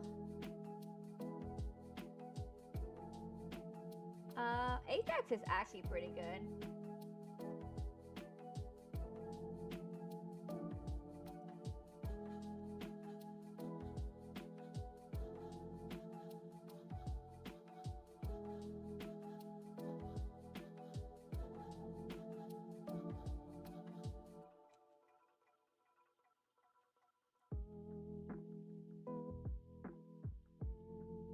Okay. Yeah. So we'll have it here. Alright. Magic. It's taught by mentors or mages. So if not taught, so if everyone has the potential to magic, but they don't really want to get magic, then that potential fades away. So it must be kept in practice. How many important things? A lot. My kingdoms, that prince, some characters, a couple of characters actually. So Sindarin, the Prime Council, Ajax. Oh yeah, the mom and dad, Alice's mom and dad. Can it be self-taught? At one point, yes. But now because magic is banned, they burn the books. Like, before, I mean, yeah, books were not like, you know, how they have to, like, everything was handwritten. But because this was like created into a new, you know, they had to settle the new continent. Yeah, that's true. But yeah, but magic cannot be self-taught unless you have tombs. You know, before, because they created a new continent, and then magic was new to them. Because in the earlier generations, it was new. They wanted to use it, and that's how, you're right, with little bumps and bruises, trial and error. They, you know, they're like, okay, you can't do this with magic. And there was like, I suppose, a magic council for Fabar a long time ago. So but I haven't really thought into it too much. I just wanted to get the fundamentals. So I'm gonna say magic council in Fabar.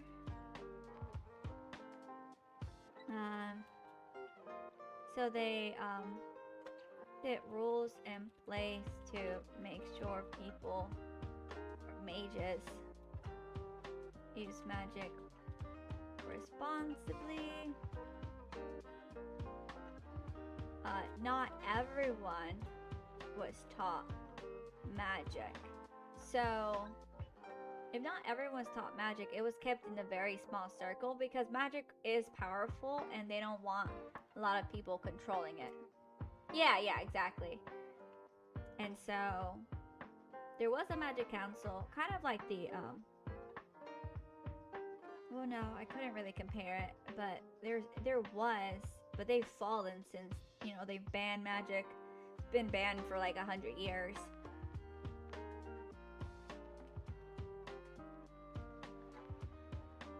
100 years, question mark. But it's a pretty long time, but people still practice it, not in public. Some had just forgotten.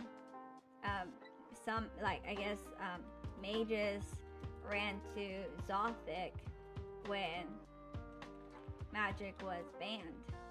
So, because Zothic openly practiced it, and still it does.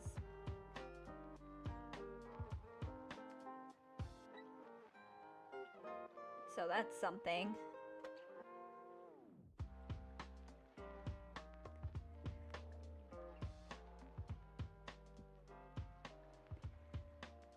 So if it's not taught, the potential fades away. And even though Alice never had a mentor, she always had Gudro, so she was technically still using her magic, so it never faded.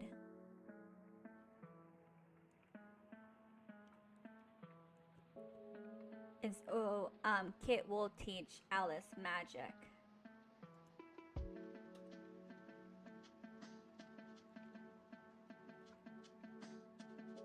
Kit, I need to decide what kind of magic Kit will have.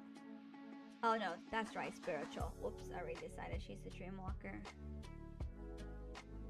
I was like, wait a minute, I thought I did.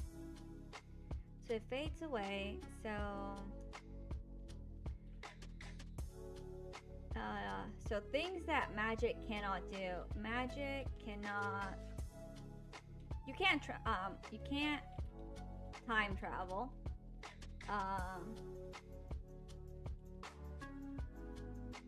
What other rules? Can't time travel.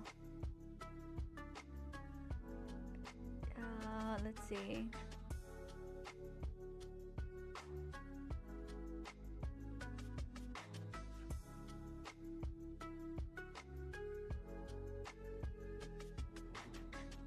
I mean, that's a big one too. Can't time travel.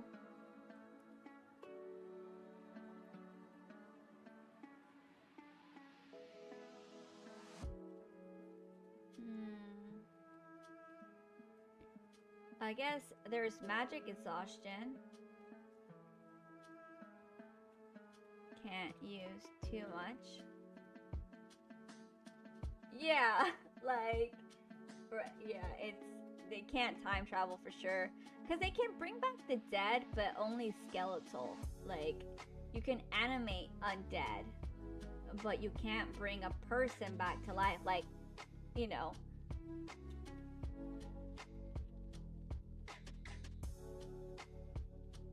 You can animate bones, but it's not that person.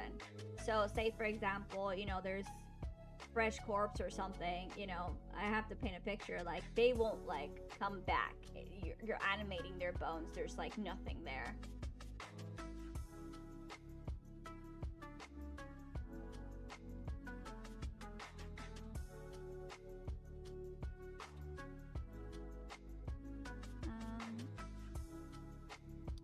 So I think with the fundamentals, like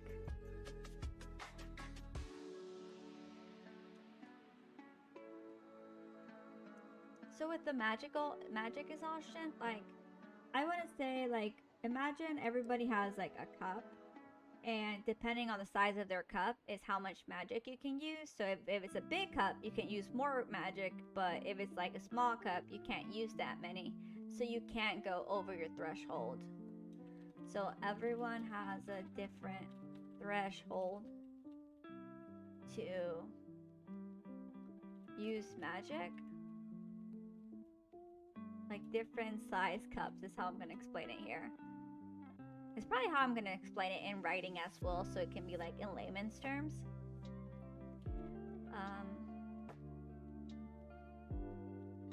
So they have to be careful. Do not go past their threshold.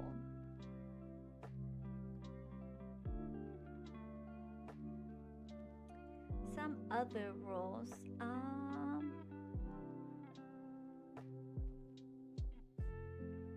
So some of the cost,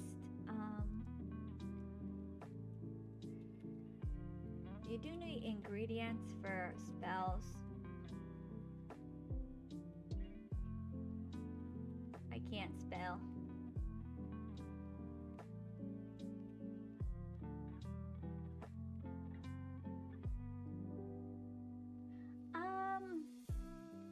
I'm not sure about religion yet. That's another tab. That's probably what I'm going to tackle tomorrow, religion. So I'm not sure. I have to think about it. I have to think about that.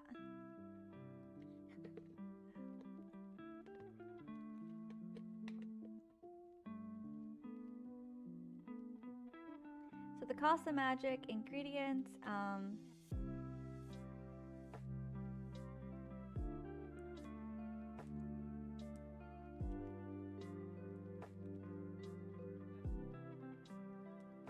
I suppose, because we need another cost. It can't just be like, everyone uses it, there is no backlash.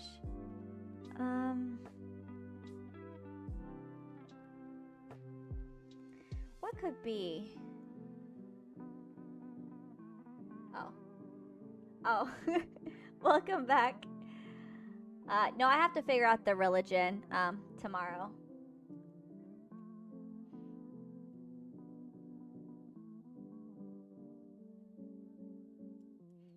But I need the rules of magic. Not rules, like, what's the cost of magic?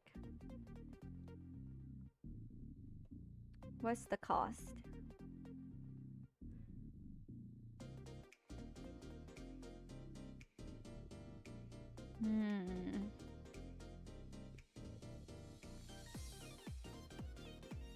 If there's a cost, maybe like...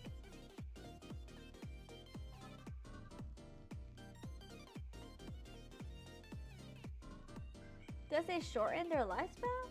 Yeah, exactly. Because with simple spells like, oh, let me try to speak with this squirrel, you know, that you might like throw little baggies and like it consumes that magic. Insanity? Oh, you know what? I was thinking something along the lines of like power hungry, like you lose your sense of self. So it could be insanity. Or you become less like, maybe, I don't know if it shifts your morale, but like you rely on magic a lot, so like I don't know. That's tough. I don't want it. I was thinking like shorten lifespan, like, you know, if you're gonna raise an army of the undead, I don't think you're gonna live through it, you know, because it's such strong magic. But if it's like, oh, let me, you know, grow these vines to stop my enemies, you'll be winded, you know. It's not gonna be like cost of your life. No, it's like, you know, yeah, because I feel like they'll lose their sense of self with magic, because it's a natural part of the world. You know, humans tapping into it might have a different effect. Insanity, no morals, less than lifespan. And it could also be that, you know, because there haven't been mages for a long time, the costs have like, people don't think about it anymore. It's not like, most people wouldn't practice magic. So there's that.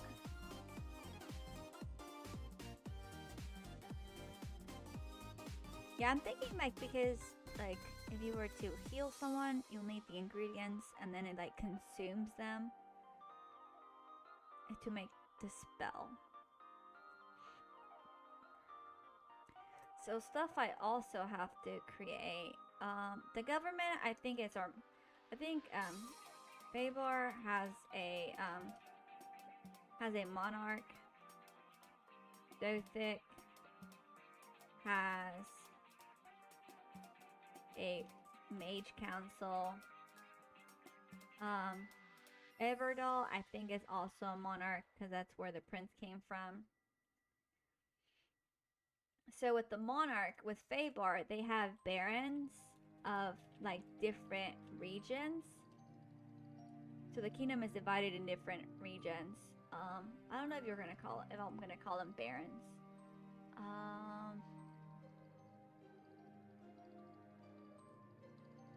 Like regional rulers, whatever they be called. And within those regional regions, then you'd have the barons. Yeah, I'm on Twitter. I think it's one of my links there, but I shall check. Hang on.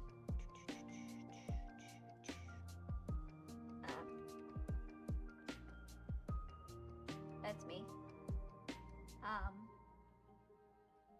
So I think my messages are open.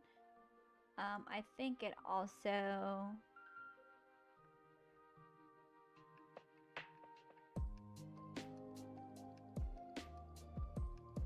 Let me know if you can, because I know there's also like messages through Twitch that you can send to, like whispers. So there's that too.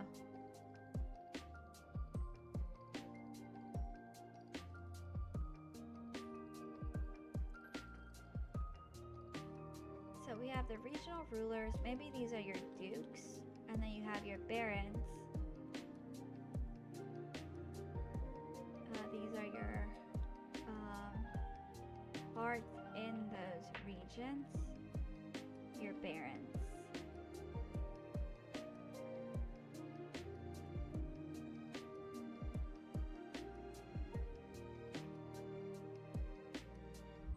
Well, then again, regional and those parts in those regions.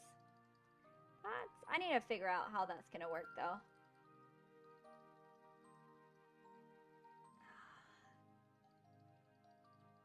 The history, I think we kind of already did that.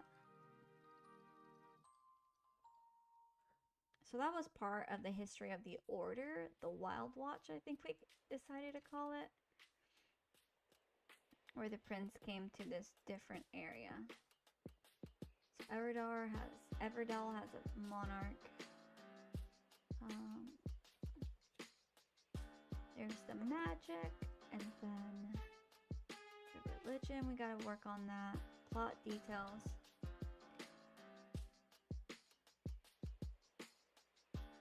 We basically know the plot details. Yeah, the religion is gonna be a big part. And maybe go back and really try to look at the magic again. So our plot details, that would include, so Alice goes to jail for stealing and meets the Order, gets rescued by Kit, taken to the camp, and then Alice meets the new recruits. So they are recruiting. If you want to, that's perfectly fine. If you have the time. If not, I can look for it too. Alice meets new recruits. Realizes she's not the only one picked up. So these are gonna be other people, and I think I kind of got them already figured out. Like the characters that I feel like I've taken a look at a lot of the characters too, and they're like small little backstories. So Alice starts her journey into becoming part of the Order, and there's other recruits too, so she meets them, and she's not the only one. Some of them have also been like picked up from, you know, other places. They're training, so that's like fighting and monster hunting and tracking, etc. Everything that comes with that. And because Alice has to adjust and try to learn new ways to do that. Oh yeah, no, sure, that, yeah, definitely. That'd be great, thank you.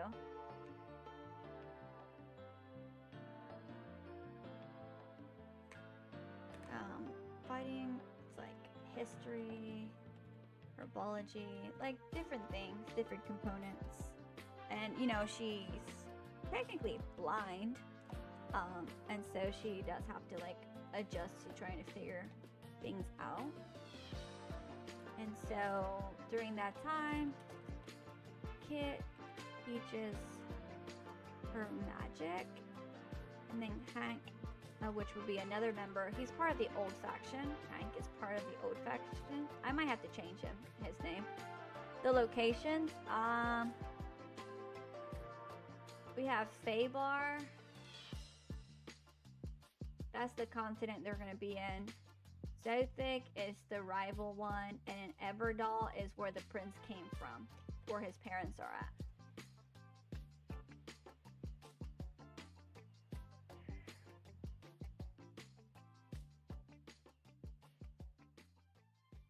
So Hank, he's a part of the old faction. Like, teaches Alice how to fight, or like basically how to defend herself. And then they have the for the initiation trial. And this is like a test to get into the Order. And so they go on a hunt. They are monster hunters. A farmer. He needs help. Livestock are missing. And so recruits find the real culprit. Alice finds an unrelated threat, but takes care of it. So by this I mean that, so I actually had planned this out a lot before today, because I was thinking about it. I'm like, okay, if I start NaNoWriMo in like a week and a half or so, I need to know at least the first 5 chapters of what's gonna happen, or even more, because this sounds like 4 to 5 chapters right here. That's our beginning part. And so with the hunt, I had written a couple of scenarios, or thought up of some of the scenarios, but it never really made sense. And so I was like, I finally realized, like, oh wait, let's just have them go on a hunt. They're monster hunters. It makes sense. but I have to create a couple of monsters for here. So I do have to do monster creation as well. Speaking of monster creation, let me write bestiary.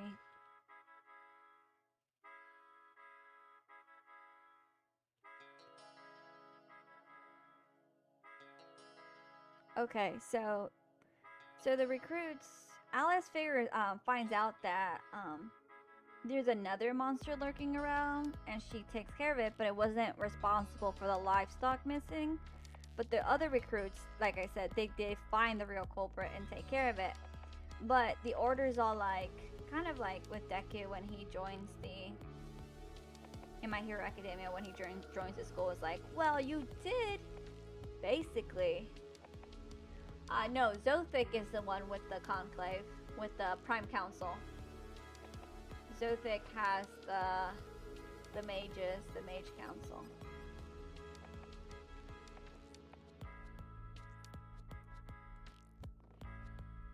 So, Alice finds a threat, but she hunts a monster, but not the one they wanted, so they still said, yeah, okay, you can join. Technically, you did track and defeat a monster, so that's fine. And so that's about it that I got, really.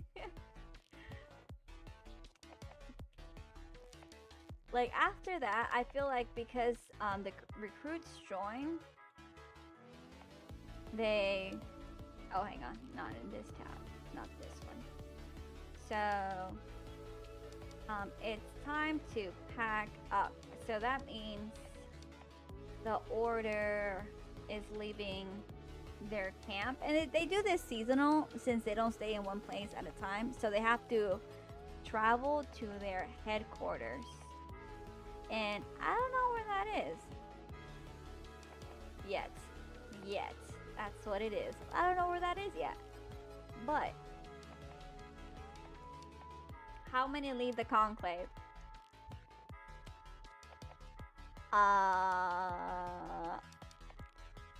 6?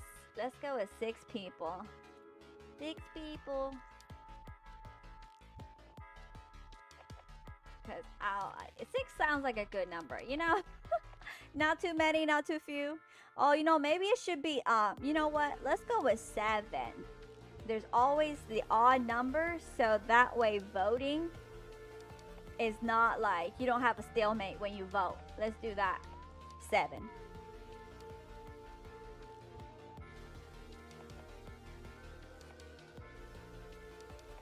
Faber and Everdell has a monarch. Like monarchy.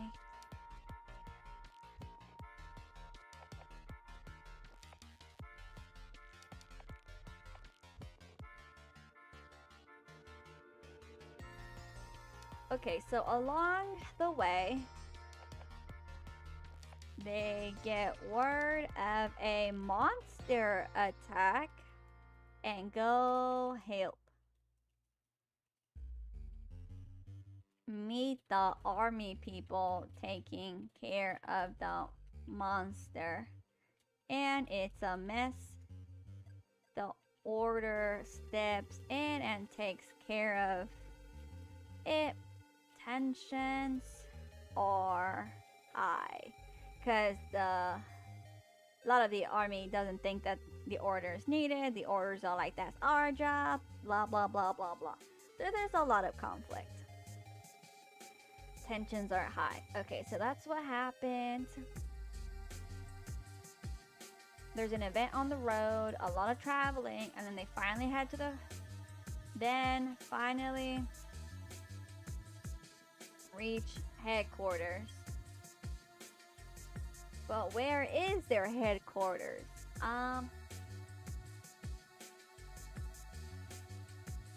Do they have their own castle? Or maybe it's hidden? Maybe they have to hide it. I feel like, right? Like, they gotta hide it. They gotta hide themselves now.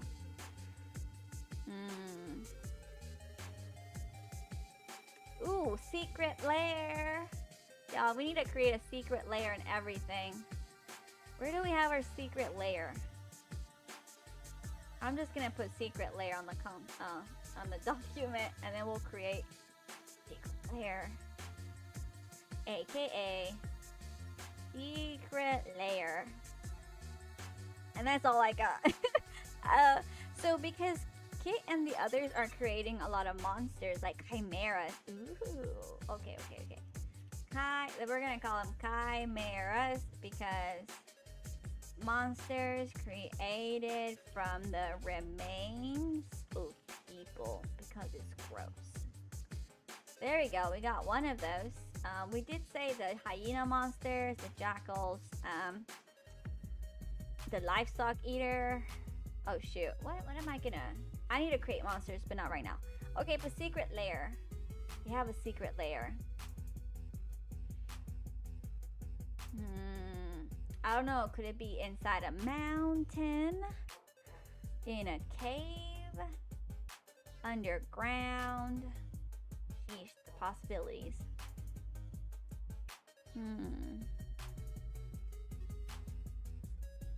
Dang, that's the rough part. Cause I mean, we're gonna spend a lot of times here, right? Not really. They're gonna go, and then they're gonna have to take care of the monster hunting. So they have to be out on the road a lot, really. So maybe, okay, so maybe with the recruits, because I don't want all of them. Well, if it's a class, they all need to be taught. And depending on like their exams, then they're like, hey, you did really well. Come over here, come with us to an actual hunt outside the lair, you know? But the lair sounds like an evil lair, but no, it's headquarters. Maybe it's like, oh man, where is this lair gonna be? Because, you know, it gotta make it nice. It's gonna be, it has to be nice. A house, baby? Like, I know like in Castlevania, they had like huge houses.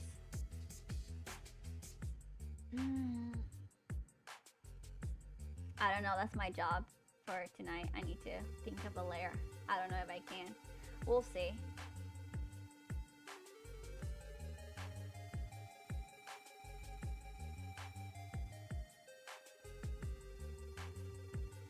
Okay, so yeah, that'd be fine whenever you get the time. All right, but I think for the most part, that's it for tonight, really. I have to, we did most of the magic. Religion comes tomorrow. The rest of the plot comes tomorrow. The bestiary, maybe the plot will have to wait throughout the week. So tomorrow should be another prep stream. I decided to cut back on Baldur's Gate since, yeah, I've been playing too much.